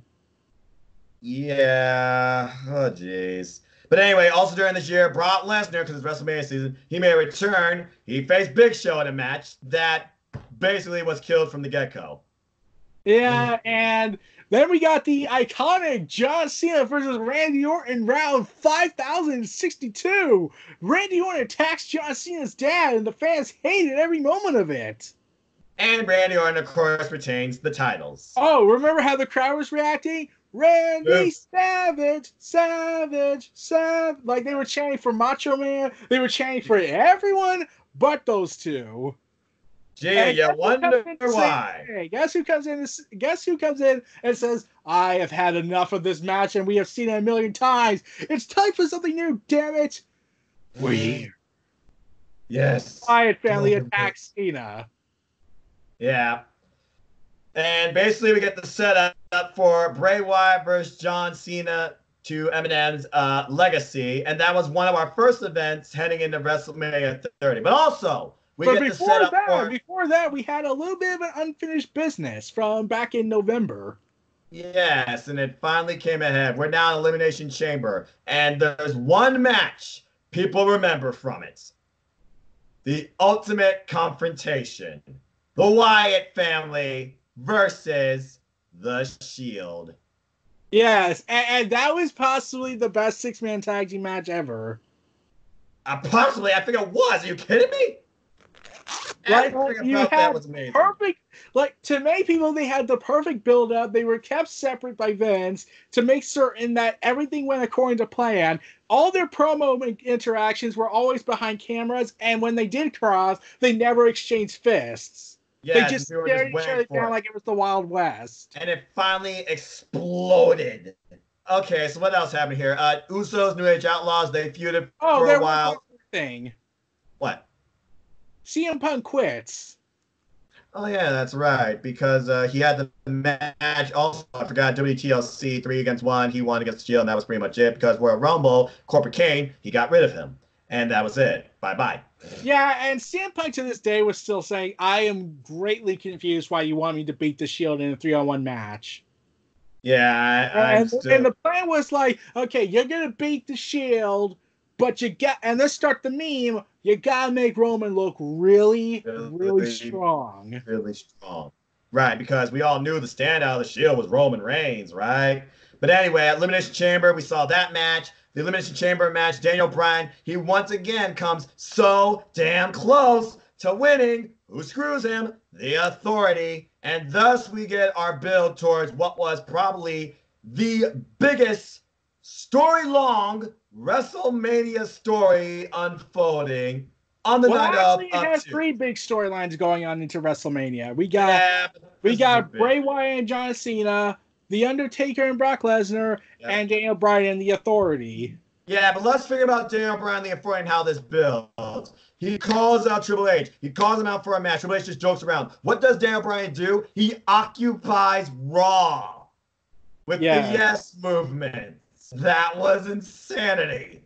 And he pisses Triple H off so much after asking for what he wants and what they want. Triple H's like, you want that? You get all of it. You get me. You get your deal. Get out of my ring, and I'm going to end this at WrestleMania. You can bet your ass. Daniel Bryan has pushed the CEO over the edge, and it worked. And following week, that causes a kid to cry and Triple H to break kayfabe. They handcuff Daniel Bryan after Triple H says, you have my respect, and they beat the living daylights out of him. Yeah. But what happens the following week? Daniel Bryan comes back. He beats up Batista. He beats up Orton. He beats up Triple H with his fists, with kendo sticks. And then Triple H says, Daniel Bryan's not going to get past me. As Batista and Randy Orton proclaim, you need to fix this. And he's like tired of overrated superstars, movie stars, thinking that they can do what I do. He's Which tired of clearly gifted means he guys. was taking shots at The Rock. Yeah, and then he took shots at Randy Orton like, guys so gifted that they can't freaking focus without me lending them a helping hand. No, this is what he Ooh. said. He said this as, I'm sick of technically gifted guys who are so screwed up in the head thinking they can't win a match without me holding their hand. Yeah, thank you. I knew you had the exact words. I didn't. And basically he says Daniel Bryan's not going to make it to WrestleMania through that match because I'm going to beat him. But there's going to be a triple threat. It'll be Randy Orton versus Batista and me. And then Randy Orton RKO's Batista, and we continue this into WrestleMania. We also continue the vignettes of how Undertaker is past his prime. Brock Lesnar will be the one in 21 and 1. And as you said, we also get more vignettes, more psychological warfare between John Cena and Bray Wyatt. But also we get an announcement. Who is the host of WrestleMania 30? None other than the immortal Hulk Hogan. Oh, yeah, there was also another thing that happened around this time. What? This ultimately would be the year that Dave Meltzer ultimately killed his fan base. What do you Remember, do? he kept repeatedly saying that CM Punk was coming back. Oh, yeah. Boy, you screwed the pooch on that one. And to this day, fans do not forgive him for that. You're a liar, you dick. Oh, man. Dave Meltzer. Why must you insult the people? Why must you insult the people? Anyway, NXT, though, it was constantly in, what's the word I'm looking for? A reformation, per se, because 2014 was really when NXT started to become what it is today, the standard bearer in professional wrestling, because this was the year of NXT Arrival, which would play the way to what is now known as NXT TakeOver. But let's talk about the impact and what Arrival brought. NXT Arrival brought us one-of-a-kind matches, new stars, and current stars endorsing the future. You had Cesaro and Sami Zayn, who were building this feud off of NXT. And by the way, William Regal, Byron Saxton, they were the commentary, I believe. And basically, you had this match of these two guys just trying to get respect for one another, as Cesaro was We the People. What a opening match. And that uppercut cleaned Sami Zayn's clock. Yeah. Then you had a family, now the current generation of each family. A rivalry as old as wrestling itself. The Hearts and the Flairs. It was Natalya versus Downtown Takeover. Charlotte Flair. Huh? No, Arrival had Paige and Emma. Did it have Paige and Emma? Yeah. Oh.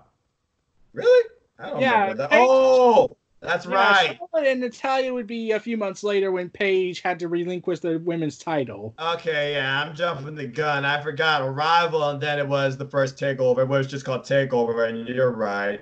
Because, yeah, Paige and Emma, they were fighting for the NXT Women's Championship, and, of course, Paige won. Ascension, who are the biggest thing back then, they were facing for the NXT Tag Titles. Who was it? It was freaking Too Cool. And, of course, they lost. And then the night ended culminating in an NXT Championship match, the first ever ladder match in the brand between Neville and the champ at the time, Bo Dallas. And Neville... Yes. I gave you all cookies! Why do you like to like me so much? Anyway... Before we get into what became the standard bearer of professional wrestling takeover, let's go ahead and run through WrestleMania. So first off, they create this Hulk Hogan. He gives this tribute to Andre the Giant, and then he goes the Andre the Giant Memorial Battle Royal. Superdome. Yes, he kept botching that. Oh, good lord! But it was awesome seeing The Rock and Stone Cold. Nobody gets a bigger pop than Stone Cold. I don't care what you tell me. And they have a bear bash. Okay, let's get into the show. Daniel Bryan, Triple H, they kick it off. Damn, what a match. Daniel Bryan wins, but it was not without some suffering. Every man slaps him, and Triple H tries to break his freaking arm. But that's what happens when you play the game. And I'm like, oh God, get off my TV screen. Okay.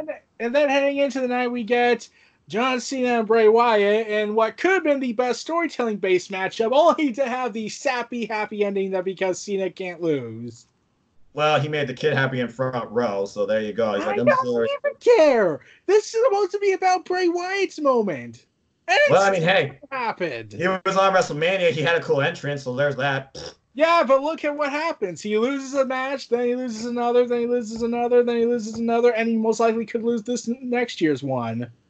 Yeah, we'll get to more of the John Cena and Bray Wyatt as they continue, but let's go ahead and continue with WrestleMania because, again, it had a lot of big moments. Let's talk about that moment. Let's go ahead and talk about it. Brock Lesnar versus The Undertaker. Talk about this match and the face you made at the end of it. I just remember when it happened, when it was like, what just happened? Like, I felt like my heart stopped. Yeah, that was it. Undertaker lost! The streak's over! Are you fucking kidding me? Yeah, that was my reaction. The guy though in the yes shirt. Bravo. Face of the decade. Face of the decade. Yeah, and then here's the thing. Like, this guy has clearly a case of concussion, a nearly broken neck because Lesnar's that reckless. Yeah. And you want to know what I heard some fans scream in the crowd? What? When Undertaker was weakly walking back, some non-fan went ahead and screamed out, "Fuck you, Taker!" Wow. And then, of course, we learn Undertaker, who walks backstage, he collapses immediately, and Vince Lee rides the arms with him to the hospital. My God. I mean, what more needs to be said? Does anything else need to be said about that match, that moment, the silence that just happened in the arena when they saw what happened and they saw the number and heard the announcement from Justin Roberts? Does anything else need to be said? Eric, do you have to say anything else about that? The only problem I have is that It really should have went to a young full-time star instead of the part-timer. Yeah. Okay, let's continue. Yeah, I will still say that Bray Wyatt should have been the guy. I still think so. That's a whole different decade. Anyway, and then we continue on for WrestleMania, a bunch of other stuff. Vicky Guerrero, excuse me! God, that was awful. That battle royale for the Divas Championship. I'm so glad that term's dead. But anyway, let's go into what was the match and moment of the night. Randy Orton versus Batista versus Daniel Bryan for the WWE World Heavyweight Championship. Take it away. Yeah, I knew this was going to be an awesome matchup because while Daniel Bryan had the round of the people rallying behind him, you had all this overcoming adversity stuff going on, and then you got to remember, like, heading into this match, if I'm correct, yeah, he had a busted shoulder thanks to Triple H. Yep. And then throughout the match, and then there was this moment where, like, okay, like, I get it. I get it. Like, some people complain saying oh, they're doing Superman booking with Bryan. He should be out of it. And, like, I get it, but at least at least Daniel Bryan doesn't do it all the time like the other guy. And it was Connor's Kerr, and the little kid was in and they did like a freaking RKO Batista bomb spot with the announce table. We thought Daniel Bryan was out, but he wasn't. They had Scott Armstrong, who was fired by Triple H, by the way, brought back, trying to make the count. Triple H and Man got involved. Daniel Bryan took them out, and in the end, there was a moment in the match that made me kind of respect Orton more. What's that? Remember when they did the RKO Batista bomb maneuver? Yes. If you go back and watch it, Randy Orton's back lands on the monitor. Yes, I saw that. I was like, oh, God. Ooh, that looks horrible. Audibly said, hey, man, are you all right? And they still went on for the next 10 minutes. Yeah, and they did. And in the end, after a running knee strike takes out freaking Orton, Batista, he's in the freaking yes lock, and we're like, tap out Batista, tap out Batista. He tapped, the miracle came, a miracle of Bourbon Street. A lot of people were kind of freaked out by this. Why is that? This was 2014. What happened 10 years ago in a very similar matchup? 2004. It's a WrestleMania. You get an emotional celebration of a guy who everyone told you're not going to amount to anything. Oh, 20. Yeah, that's. Yeah. Yeah. But anyway, what a moment. What an atmosphere. Daniel Bryan finally makes it to the top. The Yes Movement in full accomplishment and excitement. And of course, the Raw after WrestleMania. And that had to be one of the best Raw WrestleMania crowds ever.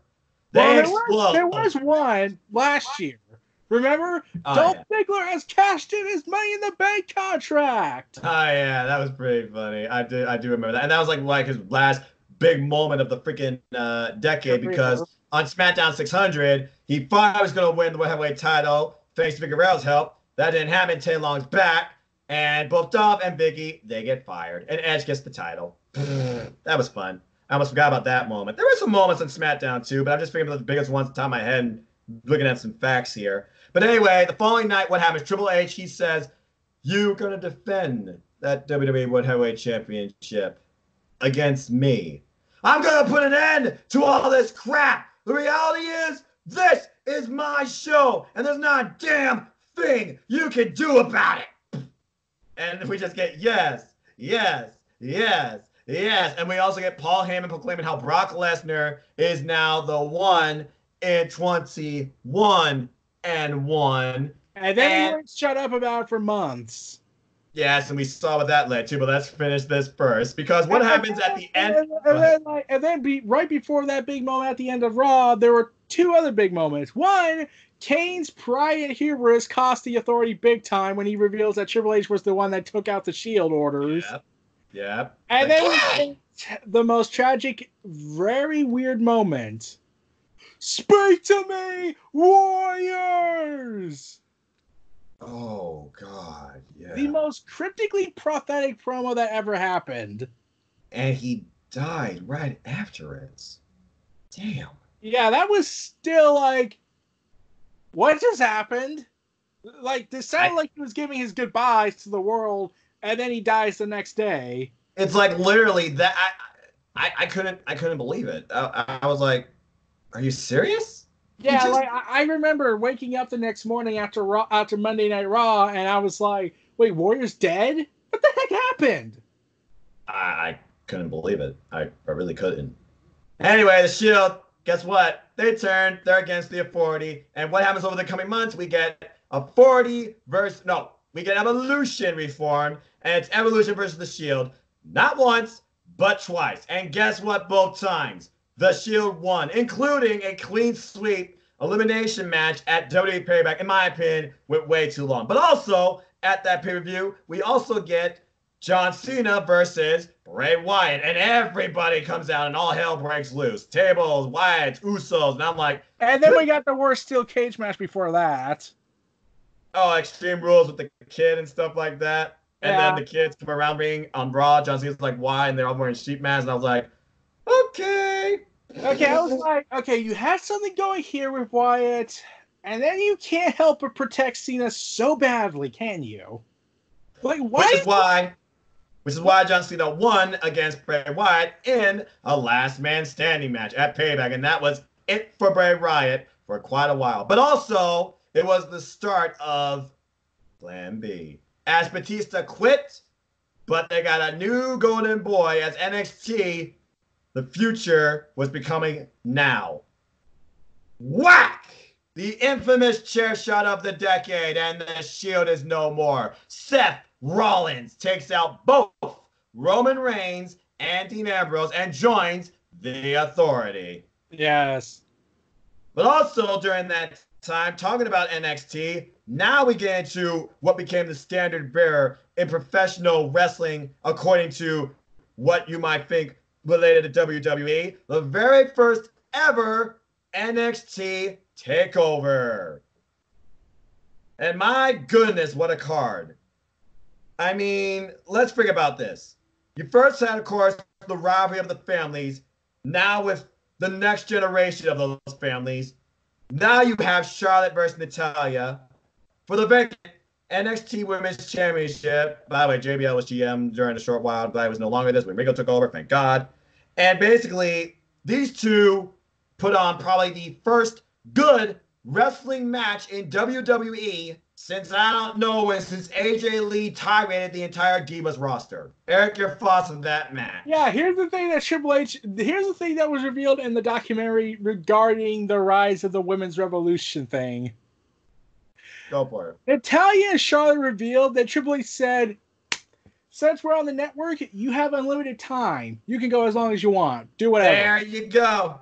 There you go. You give them the time. You let them tell the story. You let them show you what women wrestling is capable of, and you get this. That was the start of so much more. And also, the main event of the show, it was really one of his last matches, I think. Tyson Kidd versus Adrian Neville for the NXT Championship in a standard match. Tyson Kidd's rebirth. He would be gone a year later. Correct, because as you know, as we progress in other takeovers, he would be involved. I think there was another takeover that year. Yeah, there was. And we'll talk more about that in a little bit. But before we talk any more about NXT and WWE, we got to talk about New Japan Pro Wrestling's Wrestle Kingdom, because that was, wait, what year are we in? I'm 2014. That was the year we had, like you said, one of my favorite entrances ever. Prince Devitt coming out of a coffin facing the Golden Star Kota Ibushi for the IWGP Heavyweight Championship. Junior Heavyweight Championship, excuse me. And then also, really, there was like 3 main events at this Wrestle Kingdom. There was the rivalry continued. Rainmaker, Kazuchika Okada versus Tetsuya Naito. And this was the year, I think, that... Was it the year that Okada won? I can't remember. Yeah. And then... But during this time period, this would also begin the transition phase for Bullet Club. Yeah. Oh, excuse me. It was Okada Naito. My apologies, folks. Oh As yeah, Okada yeah. Naito. We all know that story. No, Naito was supposed to be the next big star. Fans didn't like the clean cut face attitude he was giving, Yep. and he was basically what would become the Roman Reigns push. But then the main event of that Wrestle Kingdom was Voted. Shinsuke Nakamura versus freaking Hiroshi Tanahashi. Nakamura with the entrance that every wrestler imaginable probably wants to. What was that? I bet. And this would kickstart Naito's exodus away from New Japan and going on this multi-year journey of self-discovery. Yeah. But it also did some damage to him psychologically, no doubt, because of his hatred for the IC title. Yes, which became a bittersweet curse, I believe, the following Wrestle Kingdom or later on during that year. Now, is there anything we need to talk about from Impact Wrestling in 2014? AJ Styles had that feud with Magnus, and then he would lose the title, and then Kurt Angle and Sting left. Was that when Dixieland was a thing? Yeah. Oh, God. And then Rockstar Spud was like the assistant, and they screwed Jeff Hardy, which soon brought us the... Oh, and EC3 became... EC3 came in that year. Undefeated streak, and then we get the birth of Willow. Yes, in Willow's way. One of my favorite things. I don't care what you tell me, all right? That was an interesting character dynamic. It was like, we laugh, we cry, we all suffer. I was like, okay, who is this? I was like, and then what? How was your reaction when you learned, wait, that's Jeff Hardy? Yeah, because he debuted this coming into a Lethal Lockdown match for control of the company, like when it was Team Dixie versus Team MVP.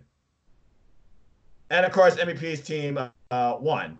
And yeah, Willow, he basically faced Rockstar Spud the following night, shattered his ankle. Bully Ray talked about why he came back. Bully Ray and Bobby Roode, they had a rivalry for a while. And EC3 was basically making a name for himself. But then we saw that big moment in the middle of the year. Yeah. Bullet Club's new leader. Yes, because the end of the Prince Devitt era and the beginning and rebirth of AJ Styles. The phenomenal era of the Bullet Club, which led to Machine Guns, Carl Anderson, Luke Gallows, and so much more. Still have Bad Luck Fale in the fold. Then you have GLD. Omega. Yes, and he brings in who becomes the cleaner, Kenny Omega. And oh my God, there is not enough stuff to say about what this man has done this decade, I tell you. All right, let's go ahead and talk a little bit more because we're only halfway through 2014. I'm going to start with NXT because as we progress through NXT, they continue growing their roster. And the next NXT takeover, Fatal 4-Way, it was the first step towards really the next stage of NXT because Fatal 4-Way was literally defined by a Fatal 4-Way match. It was Tyson Kidd, Adrian Neville, Sami Zayn, and gorgeous Tyler Breeze. And they all were competing for the NXT Championship. What a match. Yes. But the real story in this match was how Neville and Sami Zayn's friendship was kind of falling to the wayside in the name of Neville doing whatever it took to hold on to the NXT Championship. And he did. Super kicking Sami Zayn. And I think pinning, was it Tyler Breeze? I don't remember. For the 1, 2, 3. I think it was Tyson Kidd. Yeah, because that was one of his last matches. Also, we had the rise of the women's division, led, of course, by Charlotte Flair. Because who also comes women. Yep. Because on this show, who faces Charlotte first for the title? Bayley. And of course, we learn how Bayley, he goes on the rise. We also get Baron Corbin comes into play here. Lone Wolf doesn't say a thing. He faces the environmentalist CJ Parker. We all saw how that came out. Lucha Dragons face the Ascension for the NXT tag titles. And also, this is when they were tolerable. You remember this catchphrase? How you doing? Enzo Amore and Big Cass. Or Colin Cassidy. Yes, and they were searching for a guy named Marcus Louise because During this show, Renee Young was on commentary as well, and Corey Graves, he also had to leave wrestling because he couldn't wrestle anymore. He was on commentary. It was a hair versus hair match, and they used a bucket of stuff to make one of the Legionnaires bald as a cue ball. And I was like, what the hell am I watching? Yeah. But also, we get the debut of a newcomer to NXT, Hideo Itami. Kenta! Yeah. That we don't know how that worked out in the long run. Yeah, that was kind of a mix. I mean, he had some good matches for a little while, though. I'm just saying. But then, of course, we lead down towards the end of the year for NXT. We'll talk about that later. Let's go to WWE because what happened here? Roman Reigns, Seth Rollins, Roman Reigns, Dean Ambrose, brothers to the end. They're going up against Seth Rollins, and the authority gives. And around this time, you got to remember, Daniel Bryan had to leave. Mm-hmm. Yeah. And basically, Seth Rollins, he was leading the way because what happened? We get Seth Rollins. He wins Money in the Bank. We get, after bragging and bragging and bragging and bragging and bragging, just more bragging. I was just like, Cesaro was Paul Heyman's spokesperson, barely. Yeah, he was a short-term Paul Heyman guy, and Jack Swagger and Cesaro, they had a fallout. And then what else happened towards the end of that year when it came to Seth Rollins? So J&J Security, they were John Cena becomes champion again because, of course. Yeah. Also, remember the most annoying moment Michael Cole did that everyone got pissed off about?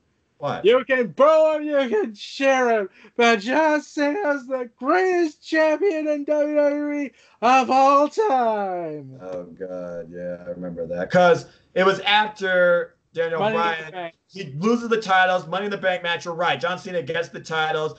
The authority tries to make him the golden goose. And he's like, no, I'll do things the hard way. Go into Battleground, as you said, the four-way. Orton, Roman, John Cena, and Kane. And John Cena still retains. Okay, that match really irritated me for one particular moment. What? Roman Reigns spears John Cena. The referee's making the count. John Cena, because he doesn't care. He's John Cena. He does it and like tilts his head up and looks up. And I was like, Really? Yeah, really. Dean Ambrose, Seth Rollins, they start developing a rivalry, especially after Seth Rollins wins the Money in the Bank briefcase. And then they had a match at Battleground, but that never really happened. Remember that match fell.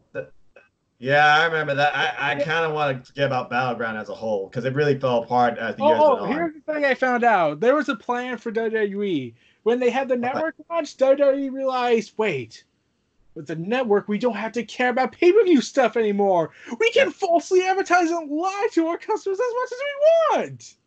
And pretty much that's what they did. But anyway, past Battleground, what happens at SummerSlam? You get Randy Orton versus Roman Reigns, but you get probably the most ridiculous long squash match in WWE history and the birth of Suplex City. Brock Lesnar versus John Cena. And oh my God.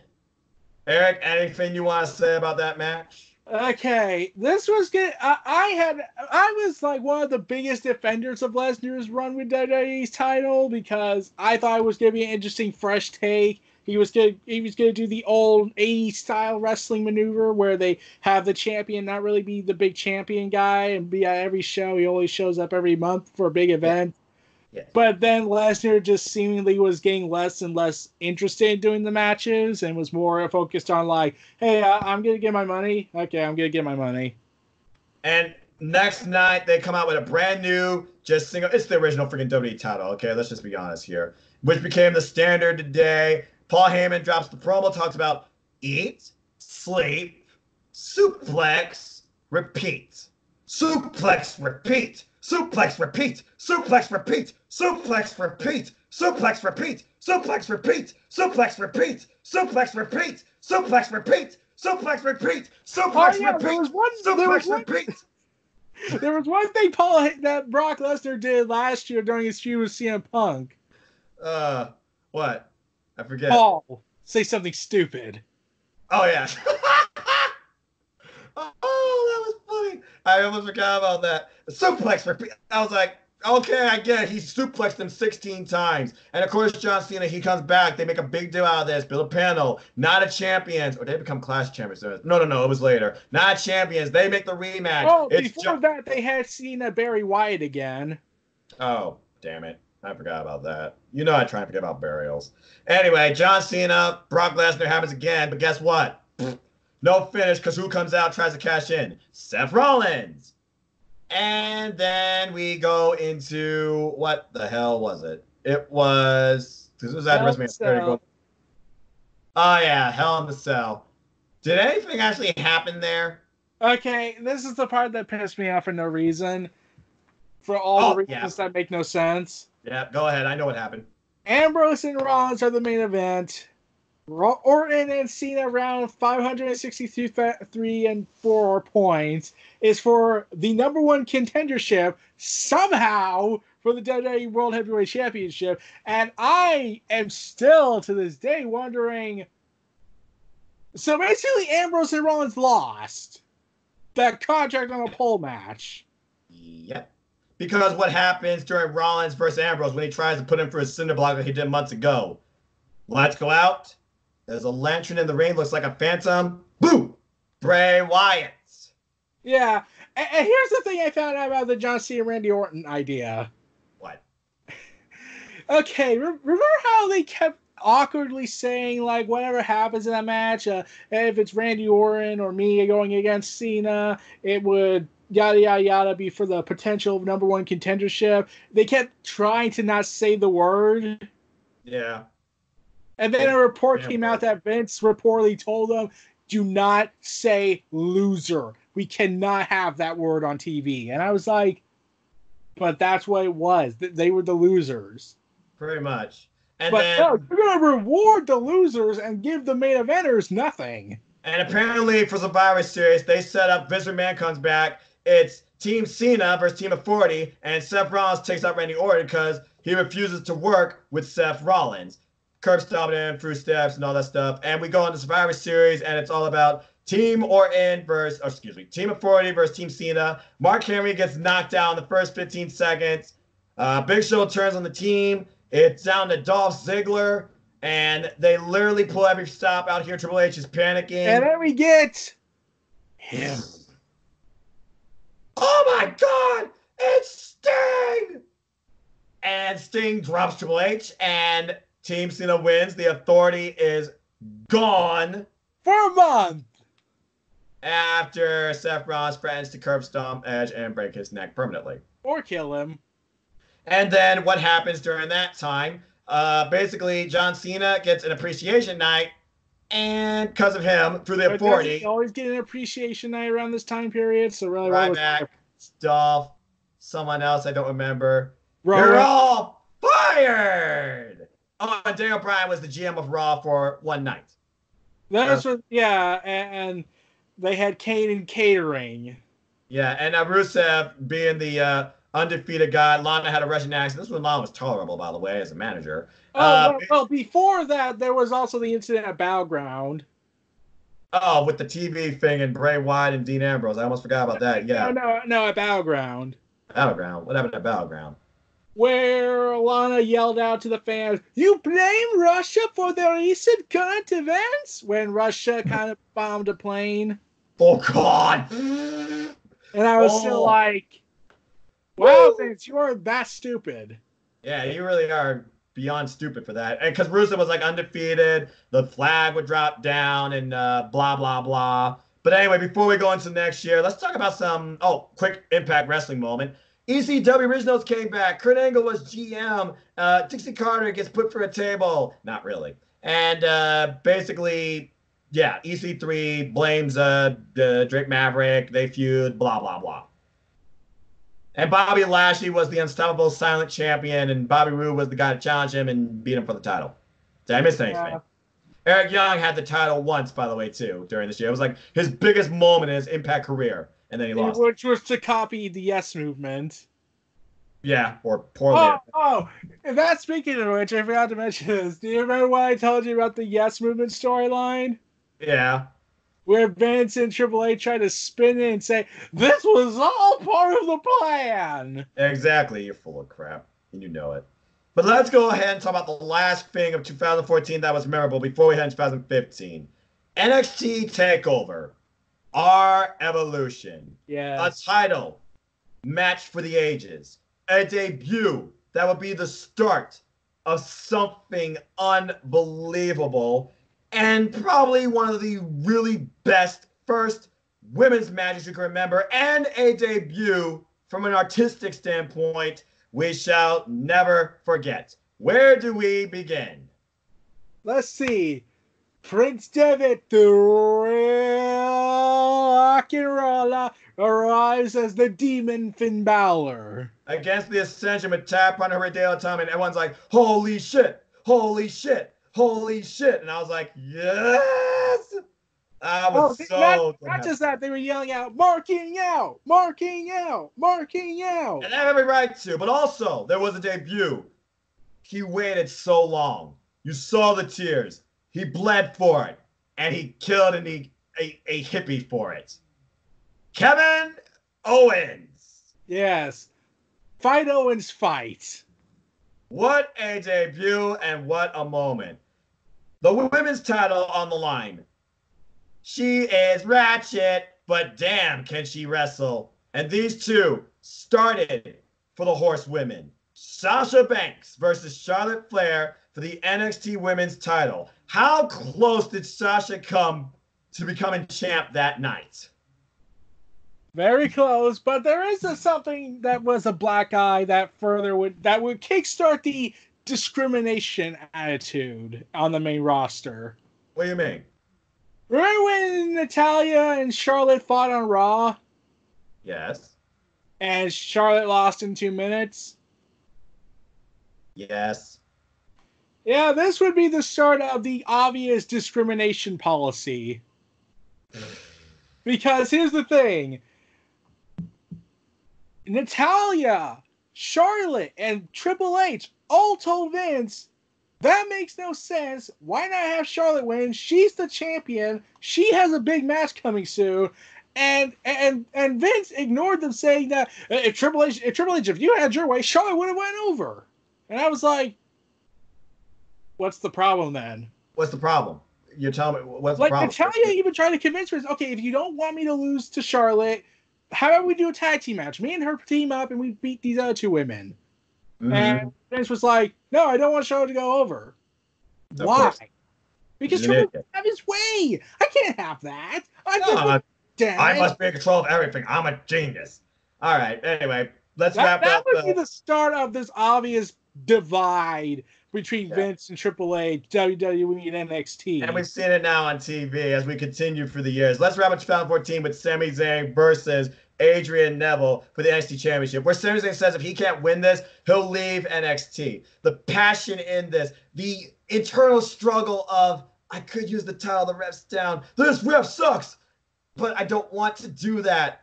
And eventually, he just breaks down. He sticks to his fiber and morals. He sees Neville set up, and Neville pulls out every dirty trick in the book to hunt on the title. It was not enough. At their evolution, Sami Zayn makes it to the top and wins the title. And what a crowning achievement that was in that young man's career. Everybody on their feet. The place explodes. Confetti galore. The two men embrace each other. And then you see the man's best friend, Kevin Owens, come out and embrace him. They go up the ramp and what the hell? That would kickstart one of the classic formulas of NXT. The let's end the end episode on a high note, then we shock everyone with the reveal that, oh, we're just going to end it on a really grim, dark moment. And boy, was it dark to the point that William Regal wanted to kick Kevin Owens' ass. And then next you see Triple H with Sammy and the stretcher and the NXT title on the old one, by the way, on his torso, like, you okay, man? And then Triple H like, just hold back. But William was like, I'm like, oh my God, I can't wait to see the follow to this. But that concludes, I think, 2014, unless we forgot anything. Is there any last thoughts you have on this year? Seth Rollins looked to have been in a partnership with Paul Heyman, but that never went anywhere. Oh, yeah. And Impact Wrestling continued the EC3 way. As EC3 campaign, I should be champion, blah, blah, blah. As we went in the new year, Kurt Angle, he dropped off as a GM for the company for reasons, and blah, blah, blah. All right, so 2015, the year of WrestleMania 31, where we really went all cyber as they hosted WrestleMania from, and I still have that annoying song on my head. Dun, dun, dun, yo. I was like, oh God, that song was annoying. Oh Anyway, yeah. let's start with. This was also the end of the no Roman numeral WrestleMania numbers. Yeah, I was like, they stopped that for some reason. I was like, what? There was a reason. Oh yeah, because it sounded old. That was right. I forgot about that. Yeah, like everything Vince says to say it's too old. We can't have this. Then why are you still working? I mean, they're working. What's the problem? Are you that delusional, old man? Wait, what am I talking about? Of course he is. Let's go ahead and start off chronologically, though, with Wrestle Kingdom, because, of course, NJPW is at my forefront. This was the year we had Tetsuya Naito versus AJ Styles. Kenny Omega became the IWGP Junior Heavyweight Champion, beating Ryusuke Taguchi. And you had Shinsuke Nakamura versus Kota Ibushi, a match that is so undervalued, I feel like, but was like the start to so much for both these men. Kota Ibushi idolizes Shinsuke Nakamura, all right? Yeah, even uses his Kinshasa finisher. Yes, he calls it the Boombaye. And of course, this Wrestle Kingdom was main evented by the ace of New Japan, Hiroshi Tanahashi, versus Rainmaker Kazuchika Okada, who of course came back from his excursion with Gedo and basically became this unstoppable force, it seemed, bringing shocks to New Japan Pro Wrestling, beating the Ace, getting this match, and of course, the Ace, well, I don't know. The Ace has had mixed fortunes, per se, if I can put it bluntly. But I believe this year he remained IWGP Heavyweight Champion, as Okada could not beat the Ace. Anyway, that's Wrestle Kingdom in a nutshell. And folks, so much more happened there. Again, if you want to, I urge you, please go check out New Japan Pro Wrestling. They got a whole thing about called 1-4. January 4th is one of the most pinnacle days in pro wrestling. I urge you to go check it out. All right, let's go to WWE. Royal Rumble. Oh my God. Yeah, that moment. Daniel Bryan returns at the end of 2014, announces his intention to join the Royal Rumble. And this moment happened. Yeah. A year in advance, fans were told this. Brock Lesnar versus Roman Reigns is the plan. Everyone thought that was going to change by then because it's Vince. And sure enough, surprisingly, Vince stuck with it. But look at the way Roman Reigns was given the win. Who comes out and helps him get the win? And they get booed out of the building. The Rock. Why? Answer me that. Why? I can't. It was like Bray Wyatt eliminates Daniel Bryan right out of nowhere. And it was said the original plan was to have Bray Wyatt and Daniel Bryan go at it again. That was one of the worst Royal Rumble pay-per-views I think I can try and forget. Like the only match that ever had quality was really the Triple Threat WWE Championship match. Yes, between Brock Lesnar, John Cena, and Seth Rollins. As Seth was given that because he helped bring the Authority back into power. And I have a complaint about that match, though. What? It wasn't really a triple threat match. Brock Lesnar was out for half of it. Yeah, but I guess Brock Lesnar, he had to win. What does he do? He F5s and he basically pins, what was it? Seth Rollins. Seth Rollins pulls up a ridiculous Phoenix Splash spot, though, and John Cena, after this, he whines, talking about how he doesn't have a spot at WrestleMania.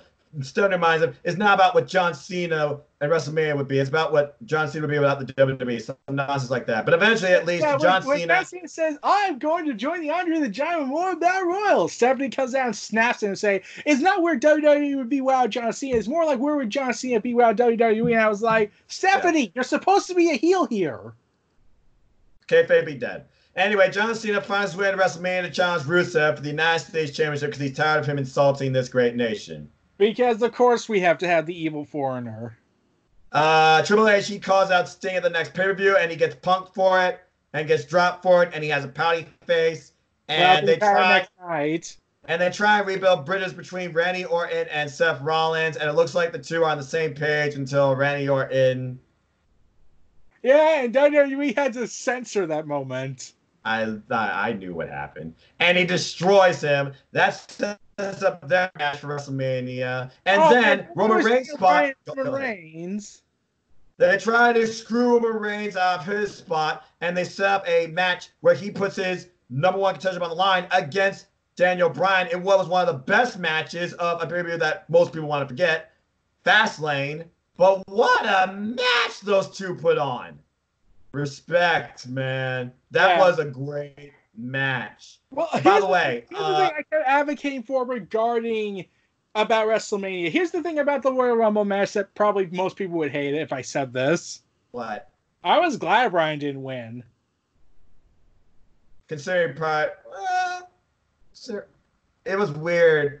I mean, against Brock Lesnar, I would think about that. Think about this. Bryan back from neck surgery, and you want to have him fight the guy who has a maneuver that has neck complications? Fair point. Fair point. Okay, you got me there. But yeah, Roman Reigns, he defends his spot. It's 100% confirmed he will face Brock Lesnar one-on-one for the WWE Championship at WrestleMania. Daniel Bryan says you had better kick his ass. Yeah. But let's go to NXT, who had their first takeover of the year with NXT Rival. And this was built around one thing at first, and that was, I'm not doing another match unless it's against Kevin Owens. Sami Zayn wanted Kevin Owens so damn badly. And Kevin Owens he did something that actually made me glad they did this in NXT. Yep. They gave Kevin Owens a legitimately arguable motivation. He wants the titles, not because he wants it, because it provides more money. Yeah, in the end, it was always about his family. That means more money. That means better things, etc. We also had other matches in Fuse 7, including Hideo Itami and Tyler Breeze. Baron Corbin, who was very over, winning matches in a very short amount of time. He faced Bull Dempsey in a no DQ match. That was kind of lackluster. The Lucha Dragons, they would face Blake and Murphy for their NXT Tag Team titles. And I believe Blake and Murphy, they won here, became champs. And I think this was after they got Alexa Bliss in their corner. I think. Yeah. No, and then there was before that. I don't know. Well, obviously before Brooklyn, because you know they were with her in Brooklyn. So anyway. And then, of course, you had the the 4 horsewomen truly cement themselves and truly show you what women's pro wrestling can be in a fatal 4-way for the ages. Talk about Bayley versus Sasha versus Charlotte versus Becky for the NXT Women's Championship, Eric. What was your thoughts on this match? I watched it and I was like, this is the future. Simple as that. And in the end, the emotion aside, Sasha Banks won and tapped out the queen, Charlotte Flair. In fact, here's the thing. Triple H was confused at the end of it. What do you mean? Like, Sasha Banks, after she won the title, she did have this happy look on her face. She was, like, more pissed off than ever. Well, she is the boss, and she's going to have that. No. Here's the thing. Triple H was like, Sasha, why didn't you, like, go into a tearful emotion? Like, he was confused by that. And then Sasha explained, oh, it's because I wanted to be more angrier when I wanted to say, you all doubted me. Here's my personal middle fuck you finger. Well, we all know Sasha is ratchet. That was the thing. And people did doubt the boss, but in the end, she got the title. Yeah, and here's the thing. If this was on the main roster, let's be honest, if they did that on the main roster, Vince would have blasted at Sasha for not getting emotional because that's how he operates. Instead, Triple H was like, oh, okay, I guess that makes more sense. Yeah, exactly. But anyway, you thought this was like the first moment of the night. It wasn't, because we go to the end, and what happens? Kevin Owens versus Sami Zayn. It starts out quiet. Kevin Owens, rolls out of the ring. He's not letting Sami Zayn get to him. By the way, Rich Brennan was on commentary during this time before he left. My God! Sami Zayn flies over the ref, takes out Kevin Owens, and it looks like Sami Zayn, he has all the momentum in the world. And then Kevin Owens, he makes it seem uncomfortable towards the end. Yeah, he murders Sami Zayn. And people are like, and you see two people in the crowd like, And I was like, okay, this is getting a little bit out of hand. Power bomb, power bomb, power bomb. And eventually the ref's like, okay. Stop. And Kevin Owens just didn't want to stop until they hand him the title. Due to the referee stopping the match, Kevin Owens is your new NXT champion. And here's the thing. People never complained about, wait, that match ended in a rest stoppage. Why didn't the other one did it? Because it had a legitimate case. He was destroying Sami Zayn, who might have been suffering concussion at this point, who could barely. And also, you can make the argument that the match ended in TKO, whereas that match several years later was bullshit. Yeah, pretty much. Yeah, hit the nail on the head there. I mean, I'm not going to lie. All right. So let's go into March, which I believe. Oh, that was fast. There's one more thing at Fastlane. What? I will claim the soul of The Undertaker. Oh, that's right. He did come out in a comment and literally called The Undertaker. And even Corey Graves was like, I think we now know what Bray Wyatt is. You don't call down the Thunder like that. You got to be insane. Because, yeah, he called out The Undertaker, who ignored him. He even built a coffin. He was building a coffin. And then we find his rocking chair, and he laughs as it just comes burning. He says, "You will rest in peace." Yeah, and I loved how they told the story, because instead of because they built it up for months with vagueness to it. Everyone had a feeling it was The Undertaker, but everyone kept thinking, like, who's it going to be? Yeah. Let's talk. I'll just cover this for Impact Wrestling real quick. Kurt Angle, he was champion. He took on all comers. He had great matches with Bobby Lashley. Eventually, Drake Maverick, he got past his feud with Rockstar Spud as EC3 tried to recruit him to get his Option C back because Rockstar Spud was X-Division champion. He cashed in Option C. He took on Kurt Angle for the championship. At a moment you thought he was going to win, it didn't happen. Eventually, Austin Aries, he took on Kurt Angle. Didn't happen. He didn't win. Kurt Angle, he eventually loses the title to no one else but EC3. Yep. Okay, moving on. All right. That was it for Kurt Angle's time in Impact. Gee, I wonder why. Okay, back to WWE. So we're at WrestleMania, and I get that song in my head. I didn't even perform it live, and I'm like, oh, God, I hate this. And we also get the Andre John Morrow Battle Royal. Oh, I cannot say enough about this. It happened during the late part 2014. We got 2015. Ladies and gentlemen, let's never forget the dynamic duo of The Miz and Damien Mizdow. Yes, the most organic storyline you ever had, and you somehow still fucked it all up. God. But, dude, he mimicked The Miz move yes, for move. And it was so, I was like, what did you do to him? And, oh my God, he's making this work. He made it work so perfectly. And you want to know something else? You want to know what I found out? What? Guess what I found out about that whole idea? What? It was reported Triple H found a bunch of people on Reddit saying, hey, what if they did this thing with Damien Sandow and did all this? It was like, let's put it on TV. Yeah, and it's so like hotcakes to the point that Damien Mizdow was bigger than The Miz. The Miz couldn't stand it. And yeah, we got a bunch. They did the whole Viagra commercial. Nice. Oh God, that was so bad. Damn. Anyway, Hideo Itami, let's get to WrestleMania. He debuted in the Andre Giant Memorial Battle Royal. Good for him. It came down to Big Show versus Damien Mizdow to the point he was biting his hand. Oh God, I can't breathe. That was too damn funny. Oh, excuse me. Big Show finally wins it though. Let's see here. Going to WrestleMania, we had Randy Orton versus Seth Rollins in what was Rusev Matchka. Rusev came out in a tank and Lana wearing fur, but John Cena, it's the United States Championship. It's WrestleMania. John Cena, he had to win. He becomes U.S. champion. Triple H does a Terminator entrance, and he... Okay, what the hell? Tell me your thoughts on the Sting versus Triple H match. It was a nostalgic filled match and was giving everyone, fans of the 90s, their big moment, but everyone still was pissed at the idea of why did Triple H win this match? Why couldn't it have been Sting? Is Vince still mad even though he won the damn war? We also had an Intercontinental Championship ladder match that was a lot of fun with Luke Harper, Wade Barrett, Dolph Ziggler, Dean Ambrose. Dean Ambrose eats a nasty powerbomb for a ladder, though. Damn. Yeah, and then we get to the match that should have been a storytelling classic, The Undertaker versus his would-be successor, Bray Wyatt. There was one moment that was cool about this match, though. When Bray Wyatt did the Spider Rock, and Undertaker just rose up and they both were staring at each other, and Bray Wyatt just collapsed. That was the best moment of the match. Yeah, here's the thing about that match. Hang prior to it, Bray Wyatt had gotten an ankle injury. Yeah, probably why he ate more choke slams. Remember that one choke slam that Undertaker just lifted him the hell up and smashed him. Damn.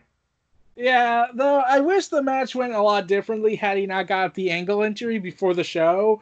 I felt like it could have been a storytelling classic, darkness and darkness fighting. Yep. But it wasn't. And also, let's talk about the promo moment of the day. Excuse me, because it was during day. Triple H, Steven Man, they're out bragging, blah, blah, blah. Who comes out to try and shut them up? The Rock. And eventually The Rock gets under Stephanie's skin, slapped, goes out of the ring. Who is sitting at ringside? But there is the thing that made me laugh a little bit. What? Rock says this, I would never hit a woman. I mean, like, it's not like I rock bombed you and people's elbows you like 20 years ago or something. That's just ridiculous. But I have a very good friend who would be happy to. Ronda Rousey. Yeah. And she was trying her best to stay in character, but you saw how much she was loving this and smiling. In the end, you get some taunting back and forth. Ronda Rousey says, any ring I step into is mine. The first step in her promo game, simple, short, slow, and doesn't expose her condition at all. But following that, Triple H's like, that's the last insult you're going to go against my wife. You heard me? It's the last thing I say. And he just lays the smackdown on his candy ass. But Triple H comes out of the corner after taking those friggin' punches. And The Rock does the gesture finger and then blop. And then Ronda Rousey literally drops the game with a hip toss. Stephanie McMahon, though, she's like, who the hell you think you are? And I'm like, break her arm, break her arm, break her arm. Aww. Well, that was have to wait several years later for that. That was called being owned. And that is the best WrestleMania moment of the night. It's The Rock and Ronda Rousey kicking your candy ass. This was all supposed to lead next year for Triple H and The Rock, but Hollywood stopped that from happening. Exactly. But still, this was a lot of fun. And we saw all the horsewomen at ringside, as you know, who are now involved. That type of stuff. But anyway, let's talk about the main event. Roman Reigns versus Brock Lesnar. They did everything they could to make Roman Reigns the guy to get behind, the guy you want to see win, the guy you think could do it, including, because before this, I believe there was a weather incident where they just had interviews, and there was a sit-down between Roman Reigns and Brock Lesnar, that was moderated by Paul Heyman. What? That was possibly the only time their best moment they had a build-up to it. Yeah, pretty much. But tell me for your thoughts on this match, what it became, and the end of WrestleMania. Well, here's the thing I did hear about. The match was not supposed to last 16 minutes. Well, it's Brock Lesnar. I would not be surprised. No, the original plan was 35 minutes. What? Yeah, there's a reason why that match never happened, why the time constraints happened. Good God. The Rock and Triple H went on too long. Because of that, they have okay, we gotta compress this into 16 minutes. Yeah, I'm not surprised at that at all. So originally they were gonna have a 35-minute gore fest out of this. Well, I mean, to be fair, Roman Reigns got messed up, Brock Lesnar got messed up, both men finally down the middle of the ring. You're one who's gonna take advantage. What? And then Seth Rollins, the heist of the century, Seth freaking Rollins inserts himself into the match, makes it a triple threat, goes after Brock, goes after Roman, takes advantage of a Roman spear, and he pins Roman to become the new WWE World Heavyweight Champion. He stole one! And the crowd couldn't believe it. And apparently, Roman Reigns' family was there, and they were fixing to riot. Yeah, actually, that was disputed in the documentary that came out. Yeah, that's why I was like, is that really true? Yeah, and everyone was still pissed at Dave Meltzer from what he did last year. Mm-hmm. So everyone Anyway, believed that the Owaya family was ready to start a riot. yeah. But anyway, following this, Seth Rollins, he's now the man. He has the gold, and now he has to be protected under all costs thanks to J&J Security, the Authority, and King. So who Well, there comes was at one thing that he did lose in the process: what? the curb stomp. Oh, yeah, that's right. 'Cause you couldn't use that because of the name. Oh no, not because of the name. It was a much stupider reason. What? Vince gave out, and this is the wording they use: edict. Vince made an edict. So basically, Vince thinks he's a king. Um, he put out an edict to Seth Rollins saying you can't use the curb stomp anymore. And it wasn't because of the concussion protocols. It wasn't because of any of that, because that would have actually made sense. The reason why is because, well, we don't like the visual of Lesnar crawling around and looking like an idiot, even though there's blood on him and he should be technically unconscious at this point. Well, he should be technically, but of course that'd be too much like right. But anyway, you go down the line, and what happens after this WrestleMania? Seth Rollins, he's a champion. He defends it. He defends it successfully. He holds on to it. And then we get set up for Dean Ambrose and Seth Rollins at Money in the Bank An live. elimination chamber before that. Oh yeah, that's right. And then Because Daniel Bryan had to relinquish it due to concussions of the Intercontinental title, and then subsequently retire a year later. I almost forgot about the Intercontinental title because the Intercontinental title became dead at this point. It was sad, really. Because yeah, Daniel Bryan made WrestleMania again happen at WrestleMania 31. WrestleMania 31 was okay. And then John Cena and Rusev, they have another match for the United States Championship, but they sucked. Yeah, go figure. But I will say this. John Cena started something that mattered that year. The United States Open Challenge. You cannot tell me those were not the best matches every week on Monday Night Raw. Come on. I want to say yes, if for no other reason, because I just hated that Cena won every time. Well, yeah, but at least it gave people TV time, and it did lead to some incredible debuts, including Sami Zayn, and who else confronted him towards that title? Kevin Owens. This is when NXT was put on the map because, as you said, there is one thing about Sami Zayn that you probably didn't know about. What? So Sami Zayn always has his entrance. He got the entrance by Bret Hart, so that's something. He got introduced. And then when he was throwing his arms up and whatnot, she gained the crowd hyped. His arm dislocated. Oh!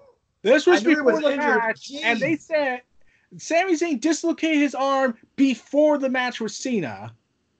Oh, during that 20-minute match with John Cena, and he still went throughout it and did crazy bumps. Well, talk about being a glutton for your punishment, but I still thought that was a pretty good match. We had Cesaro that put on maybe my favorite match during the Open Challenge, but eventually John Cena lost it to Alberto Del Rio. Well, first he lost it to Rollins. Oh, God, I wanted to forget that. Yeah. Because Seth Rollins and John Cena, they challenged each other for those titles, respectively. But before that, we got the Kevin Owens saga. Yeah, I was about to say, let's start with that first, because that was pretty damn good. Kevin Owens debuts Elimination Chamber on main roster, holding the NXT title, and he goes up against John Cena, who's United States champion. Oh, before that, Kevin Owens fought Sami Zayn at the next TakeOver. Yes, that was... I forgot. Elimination Chamber was all out of whack of the pay-per-view schedule. But you're right. The next TakeOver, it was unstoppable. And we had, once again, Kevin Owens destroy Sami Zayn, but it led to... And headbutts William Regal. Yeah, it led to an impactful debut, because now look who's part of the roster. Samoa Joe. Yes, the fat Samoan that Vince would never want to hire. Yeah, but also during this time, they were building Dana Brooke and Emma, who also debuted in NXT. Hideo Itami got injured in the parking lot, and we have Rhino. We have Rhino with a short stint. He faced Baron Corbin, and of course, Baron Corbin won. Enzo and Cass took on Blake and Murphy for the NXT tag titles with Carmella in Enzo and Cass's corner. But who comes out in Blake and Murphy's corner? This is when, they joined. She joined them. And to find her character from being a blue pixie to just, this type of person, Alexa Bliss. But you also got the break. You want me to play? I saw that coming. Damn I it. don't see the playlist echo. Alexa, be quiet. Okay, sorry about that, folks. I should have known better. I literally walked into that. Damn it. Okay. Yeah. But anyway, it was also the breakout of my favorite, I'm just going to say right now, my favorite of the horsewomen, Becky! As she took on Sasha Banks in a match to be remembered for the NXT Women's title. And it truly was a breakout match for Becky Lynch. And many more to come. Your thoughts on that match and Becky Lynch? It was really sadly Becky would be the only of the four horsewomen to never win the NXT Women's title. Yeah, but what are you gonna do? Anyway, and then, this is when also before WrestleMania there was a moment that people really finally said enough is enough. What? The less than 2-minute Divas tag team match of Nikki Bella and Brie Bella against two unknown women. And the whole give Divas a chance. And AJ Lee had her last match at WrestleMania with her tag partner Paige, and they embraced each other. Yeah, I almost forgot about that. Really. Because that's right. Paige, she came out the following after WrestleMania 30 and won the Divas championship. Yeah, but really, there's nothing to care about that title belt. Not really. And then we all know where this would go next. Paige forms the submission sorority. Oh, God. That's right. Because Stephanie McMahon decided to be the head of the Women's Evolution and bring on to the main roster Sasha Banks, Charlotte Flair, and Becky Lynch. Little Bayley was left by herself. Yeah. And then when they gave the name Submission Sorority, because that made sense. Well, it's better than, Unity with BAD, Sasha Banks, Tamina, and Naomi. Yeah, but remember when they had to change the name? Yeah, I remember that. Yeah, you want to know the sad thing is? What? Paige, Charlotte, and Becky, before they were given that name, they told Vince that's a porno name. Someone did? Jesus. Yeah, okay. But here's the thing. They told him before they gave him the name, and they were like, still giving the name. Yeah, of course. Why not? Let's give him the name. It's all brilliant. Give him the name. All right. Let's go ahead and talk about now. Speaking of controversy, did you hear about Lars Sullivan? I don't want to talk about that. Yeah, I understand. Let's go into the summer of 2015 because as Seth Rollins beat all comers for the WWE Championship, including Dean Ambrose, that was finally his back mirror, Triple H is like, can you handle the pressure? Because Seth, the heat is on. But who comes back? Brock Lesnar. And they set up the match between the two for, I think it was Battleground. Because this was after Kevin Owens, John Cena, they did their match feud. Yeah. And here's the thing. Elimination Chamber. Kevin Owens defeats Cena clean, and everyone was shocked by that. And then Money in the Bank. Yeah, but before that, Monday Night Raw, Kevin Owens comes out and says, I defeated Super Cena! What is Cena's response to this obvious fact? Oh, look, a kid with cancer. Never give up. Let me sell my catchphrase. Buy my stuff. Yeah, and then we build towards the second match of Money in the Bank. That was a little better. John Cena put out a different move that surprised people. John Cena won. Kevin Owens then powerbombed him on the apron. Yeah, here's the thing about that result. Triple H was reportedly saying, no, let's have Kevin Owens win the match by ref stoppage. He powerbombs Cena on the apron. Ref stops the match and gives the win to Kevin Owens. Gives Cena a real challenge. However, Vince came in and said, no, we're not doing that. Triple H asks, why? And the Bellas are dominating the Divas on the entire main roster. Yeah, and you want to know the reason why Kevin Owens lost 10 Money in the Bank for the most stupidest of reasons? Why? You don't understand Triple H. if we have Cena lose again, his merchandise sales might go down again by 2 whole points. God.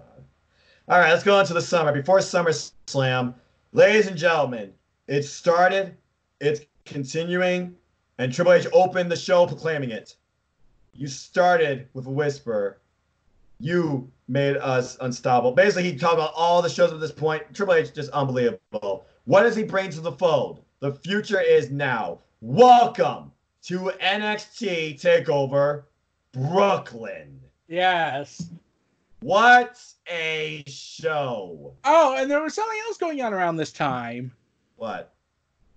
Delete! Delete! Delete! Oh, that's right. That was the Impact Wrestling era of the era of deletion coming to fruition after Matt Hardy became iconic and beat EC3 for the title by Dirty Means and his wife and Tyrus. You know, he was in the fold, and Drake Maverick, he was in the fold. Excuse me, Rockstar Spud. And yeah, after he lost the title, he mentally snapped. Yeah, so then we got the iconic character of all of Impact Wrestling, Senor Benjamin. I love Senor Benjamin. I like Vanguard 1 personally, but anyway. Or Skarsgård, the dilapidated boat. Anyway, NXT TakeOver Brooklyn, though. Jushin Thunder Liger, he freaking blows the roof off the place in the opener against Tyler Breeze, making a entrance worthy of runway modeling in New York City. Then we have the Vaudevillains, and of course, one of the most famous people in NXT history, Blue Pants.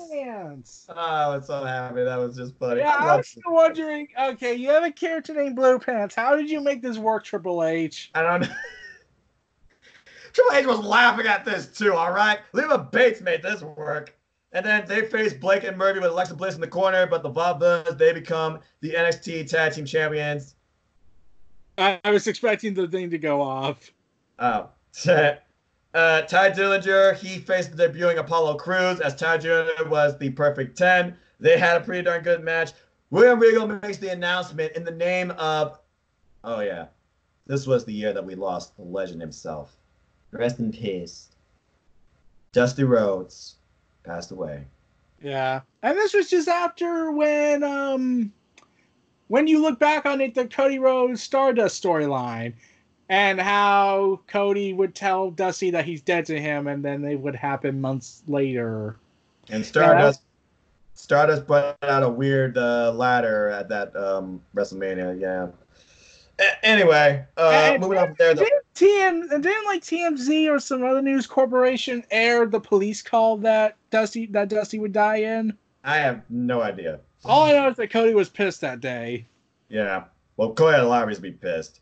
Anyway, Regal, he announces in the name of him and the name of the continual growth of the NXT, the Dusty Rhodes Tag Team Classic. I assure you, we'll make the American dream very proud. I was very excited for this announcement. Oh yeah, by the way, that just reminds me, it's coming back again, so they're not destroying it because Cody's in AEW, so thank God for that. Well, I think Triple H and Cody are about mutual when it comes to just pro wrestling, and that's why I think we're safe with just watching NXT and AEW.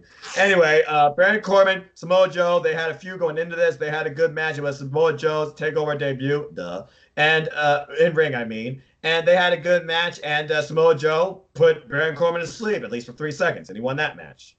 But now, there's one more thing that came out this year. What?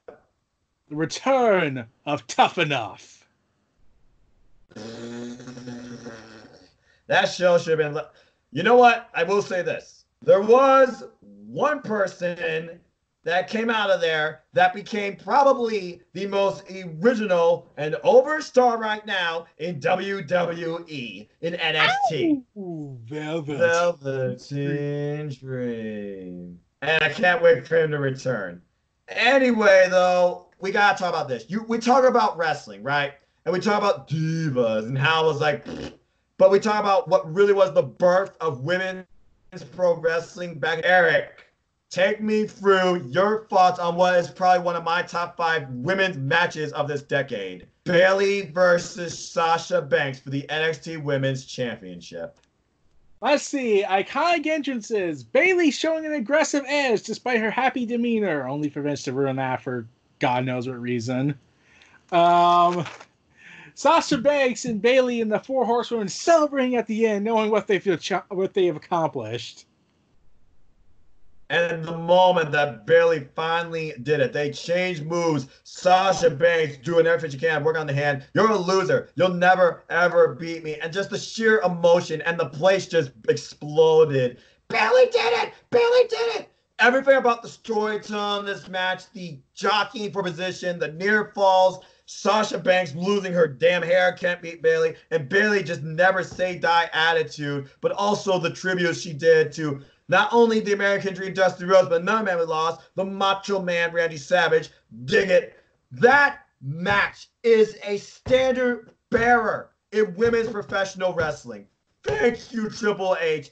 Thank you, Bailey and Sasha. And it was on that day in WWE, women's pro wrestling was back. Wow. Yeah, there was also one other thing at Brooklyn. Oh, you mean afterwards? Go ahead. Not afterwards. What? During the show. What? A young Japanese woman was in the crowd. Yeah. And soon they reached the name No One Is Ready for Asuka! Yes, Kana, who soon became Asuka, Stardom International Champion, one of the best female pro wrestlers in the world. And this would be the stint of the takeovers going forward, giving you a tease of what's to come. And boy, she came in a big way. But first off, let's finish takeover. By the way, I gave that match 5 stars. I don't give a damn what you tell me. That match deserved it. Bailey versus Sasha. What? Kevin Owens, and this is Kevin Owens basically goodbye.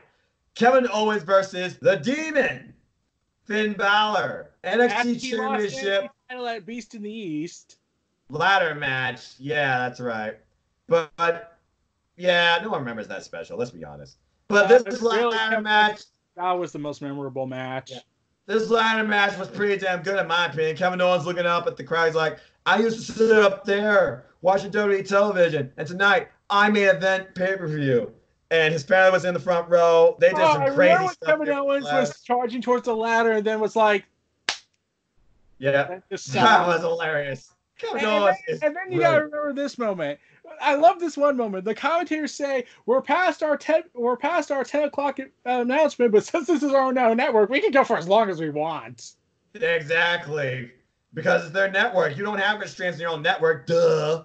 But anyway, following this, it was Kevin Owens. Goodbye, Finn Balor. He stood tall. He remained holding the NXT Championship. Now we go into SummerSlam, which was headlined by, of course, Brock Lesnar versus the vengeful Undertaker. After the Undertaker cost Brock Lesnar the WWE Championship at Battleground against Seth Rollins, which led to one of the craziest brawls in Monday Night Raw history. Yeah. That was ridiculous. He's like, I will kill you! You're going to have to! That was one of the most authentic feuds I can think of this decade. Those two wanted to kill each other. Yeah, and I was thinking to myself, they said kill! Oh my god, think of the children! I'm like, what are you doing? Oh my lord! Anyway, going to SummerSlam, though, Brock Lesnar technically wins because he did tap, but ref didn't. Okay, talk about this match and the botch here and just what the hell. I was like, oh god, you can't just have Brock Lesnar lose. You have to come up with a BS excuse and say, oh, he won. It's just the ref is stupid. Mm-hmm. And then he was also to kill Bo Dallas the next night. Also, before this, Daniel Bryan, who had to relinquish the title, as you said. Oh, wait, no, that was the previous year that they went. Oh, yeah, I forgot about the whole Bella thing. I didn't care. Sorry, Caitlin. I didn't care about the whole Nikki versus Bray rivalry where Jerry Springer got involved and Nikki. Oh, yeah, that feud that no one cared about and was too stiff. Again, the Bellas, they ruled the WWE during this year, too, with Alicia Fox in their corner, too, and they faced the NXT people that beat them eventually. Alicia Fox hanged with them. Yeah, and blah, blah, blah. I'm pretty certain they're saying, watch Total Divas. I will explain it. I was like, but no one cares about that show. And no one gives a damn, all right? Let's be honest here. And Seth Rollins, he defended the WWE Championship against... Who did he defend it against? John Cena for the U.S. title.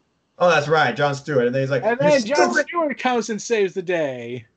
Jon Stewart, you are a freaking idiot." Anyway, he gets a bronze statue. We go down the line. Guess what? He doesn't get a bronze statue, at least not that night.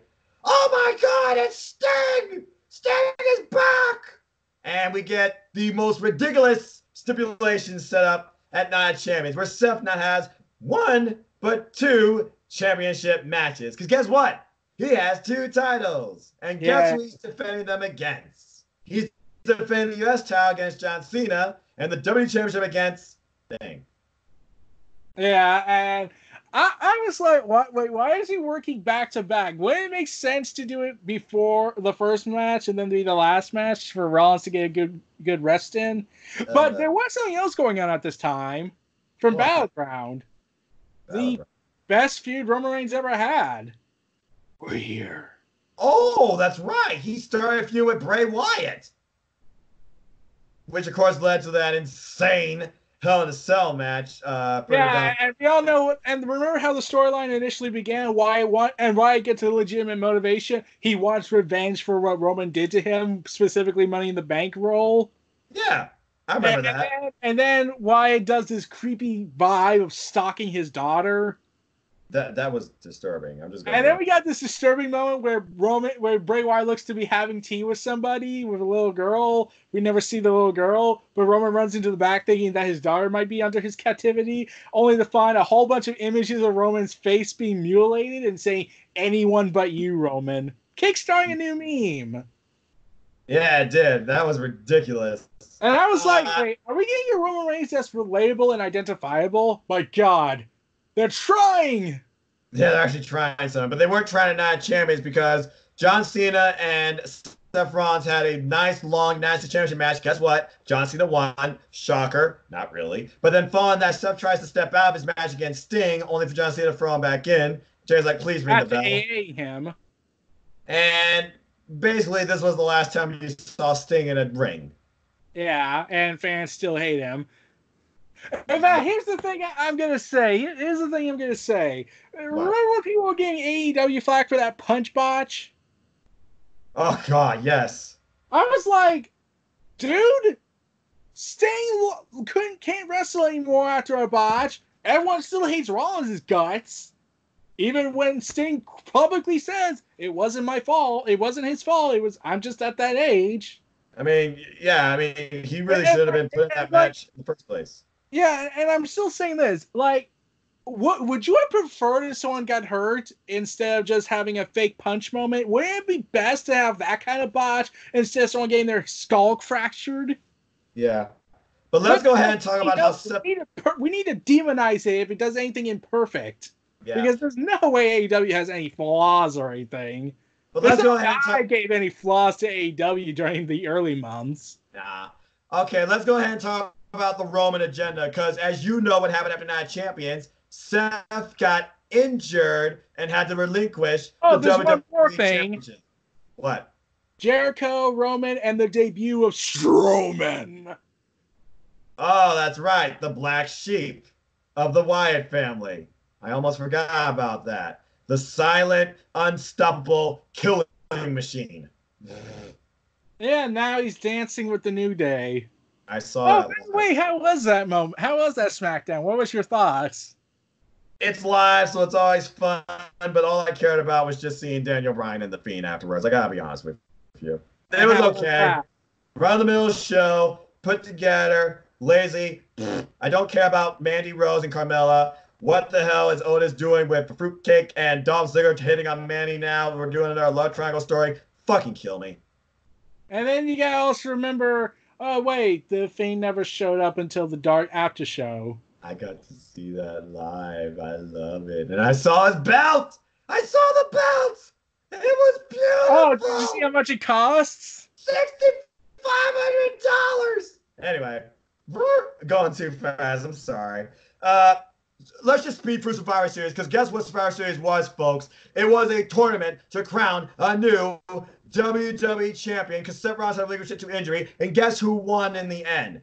Roman Reigns! And as Triple H was going to shake Roman Reigns' hand, saying, good job, what does Roman Reigns do? He attacks Triple H only to get cashed in on Sheamus. Sheamus is now the WWE champion and the Authority's top guy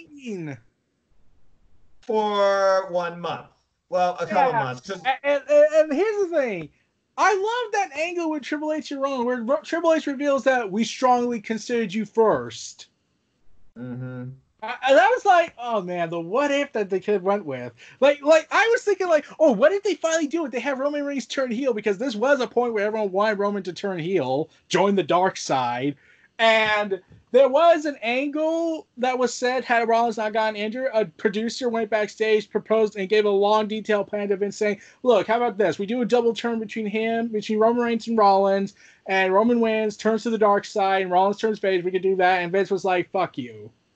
That pretty much. But let me rewind a little bit, because I almost forgot about NXT, because again, NXT is always thriving. We head towards Respect, the next pay-per-view. And this had history for a number of reasons. First off, we see the uniform of American Alpha. Chad Gable, Jason Jordan, they showed together, because this was towards the end of the Dusty Rhodes Tag Team Classic. But we also get the debut of one of the greatest NXT superstars of all time against Dana Brooke.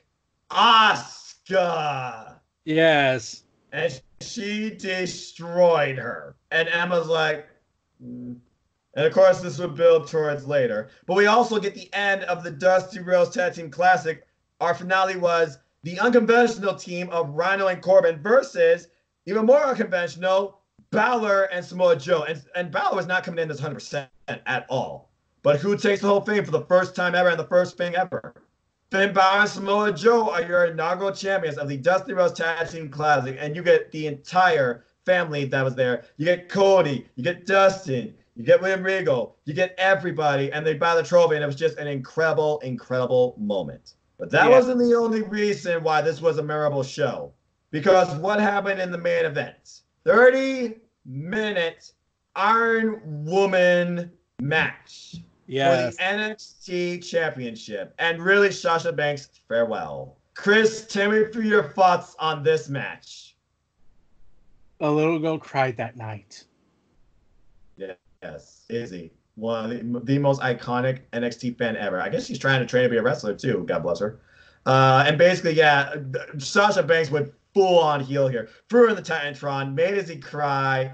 Literally took her bow, barely finding down to the very last second. We get some cool little roll-up moments in here. Sasha goes AWOL and tries to destroy Bayley because of that. Gets a quick fall on one of those because of it too. But in the end, as time ticks away, and you literally have Bayley lock up Sasha Banks in a submission, I think her own, stomps her hand, Bayley retains in a match to remember, and probably the last great Iron Blank match in WWE since that time.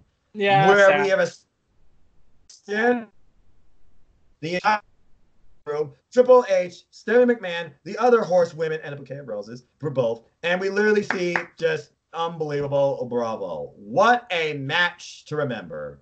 Yes, and I think there was another debut at Rival. I mean, Respect. Respect. Let me just double check on that. I could be wrong. Says here Nia Jax exceeds your expectations. It just says Nia Jax is coming. I don't see anything else about a debut or someone in the audience. So.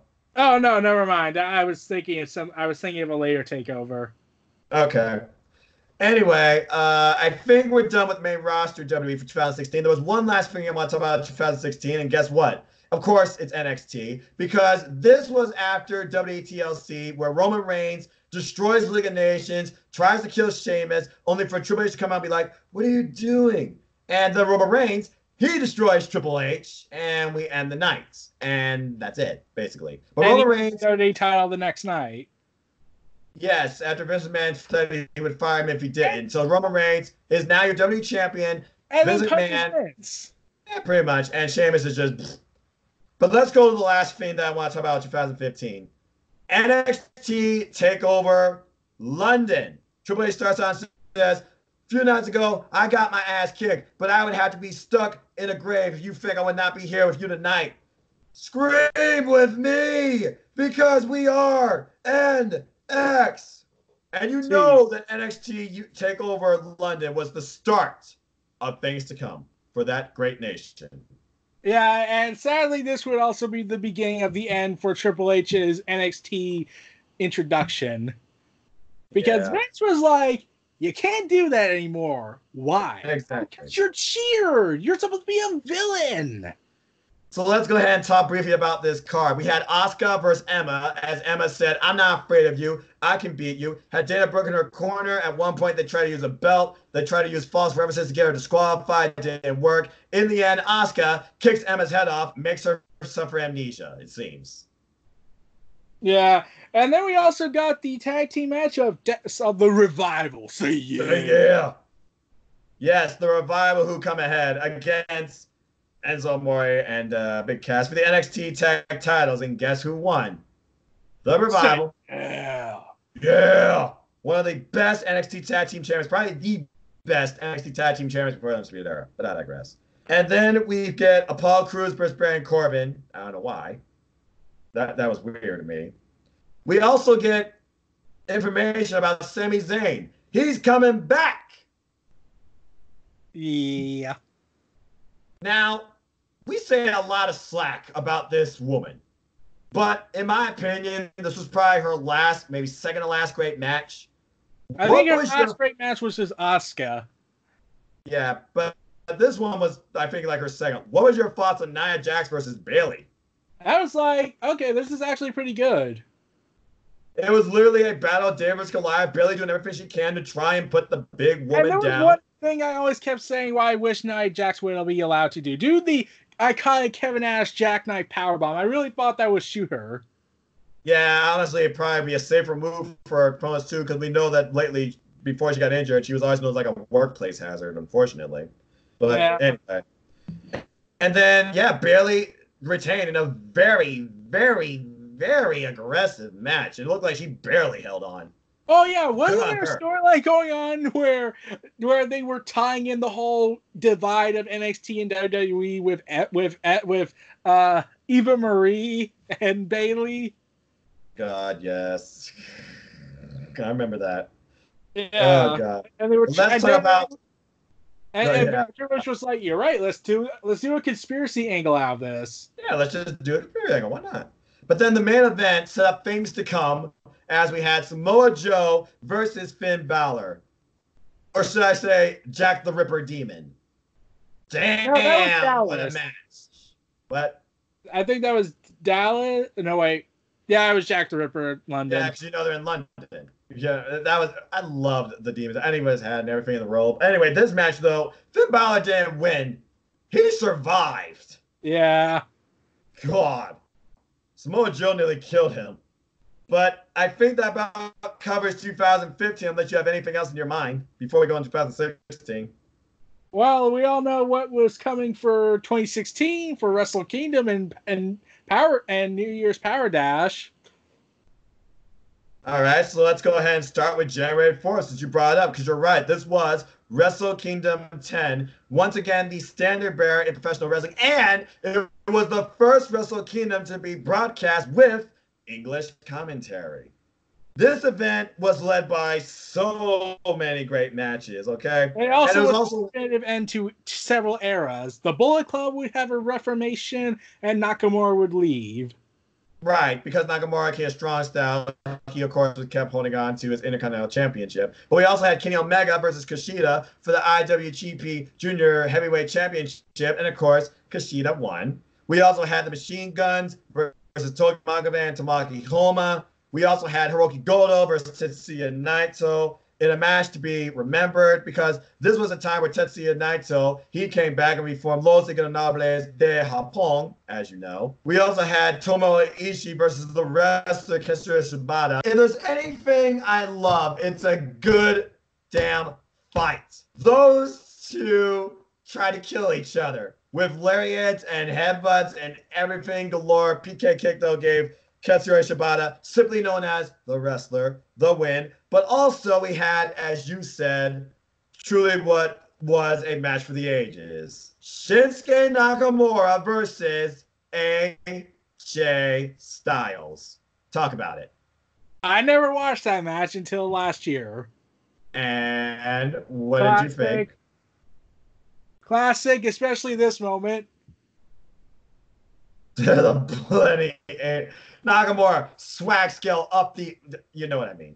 And then, of course, the night was closed with Okada versus Tanahashi. Okada has yet to beat the Ace on the grand stage of Wrestle Kingdom. He did it here, and he finally could claim himself the leader of all New Japan Pro Wrestling, And that's where even over the Ace. Your dominant reign. Yes, like 2 freaking years worth. All right. So that was just a brief stint on Wrestle Kingdom. I can talk about Wrestle Kingdom. The next night after Wrestle Kingdom, New Year's Dash, and we all saw what happened. Go ahead and talk about it. Kenny Omega betrays AJ Styles and takes over and becomes usurper of Bullet Club. You had the big matches. We gave you all the big spots, and you just couldn't capitalize. Time for a new era. Yep, Kenny Omega, he took over. Man. And that's what kickstarted the most mainstream success for Bullet Club and subsequently the Elite, and would pave the way for a new promotion. Years to come. As being the Elite came to fruition, and we also had Kenny Omega win the G1, by the way, I might add. And Okada continues his dominant reign, and both men defended their case and titles and kept it. But I'm getting ahead of myself with freaking New Japan Pro Wrestling. Let's get back into WWE. Before we continue on 2016, during 2015, we got a very classic moment from Impact. Oh, was it one of the freaking of deletion or whatever? Where Jeff Hardy became an obsolete mule. Yes, and Jeff Hardy became nothing more but a mule as he has taken his soul. I was like, oh, I love that. Be gone, mule. Delete, delete, delete, delete, delete. And I was like, good grief. And then he faded away and classified himself as obsolete. Obsolete! Oh my God, that was great. Yeah, those were the days. All right. Let's go back and see. The Royal Rumble. Oh, yeah. I might as well try and be chronological. Let's start with January, WWE. The Royal Rumble. It was unlike any other Royal Rumble because guess what? In this Royal Rumble, it was one versus all, as Roman Reigns would defend his WWE Championship in the Royal Rumble, the winner being declared the champion. What the hell were they smoking? Vince. Anyway, so Roman Reigns, he's number 1, but let's talk about who was number 3. We heard music. Roman Reigns looked up. We didn't know. We heard the action. We saw it came out. And I was like, because it was fun and sought after.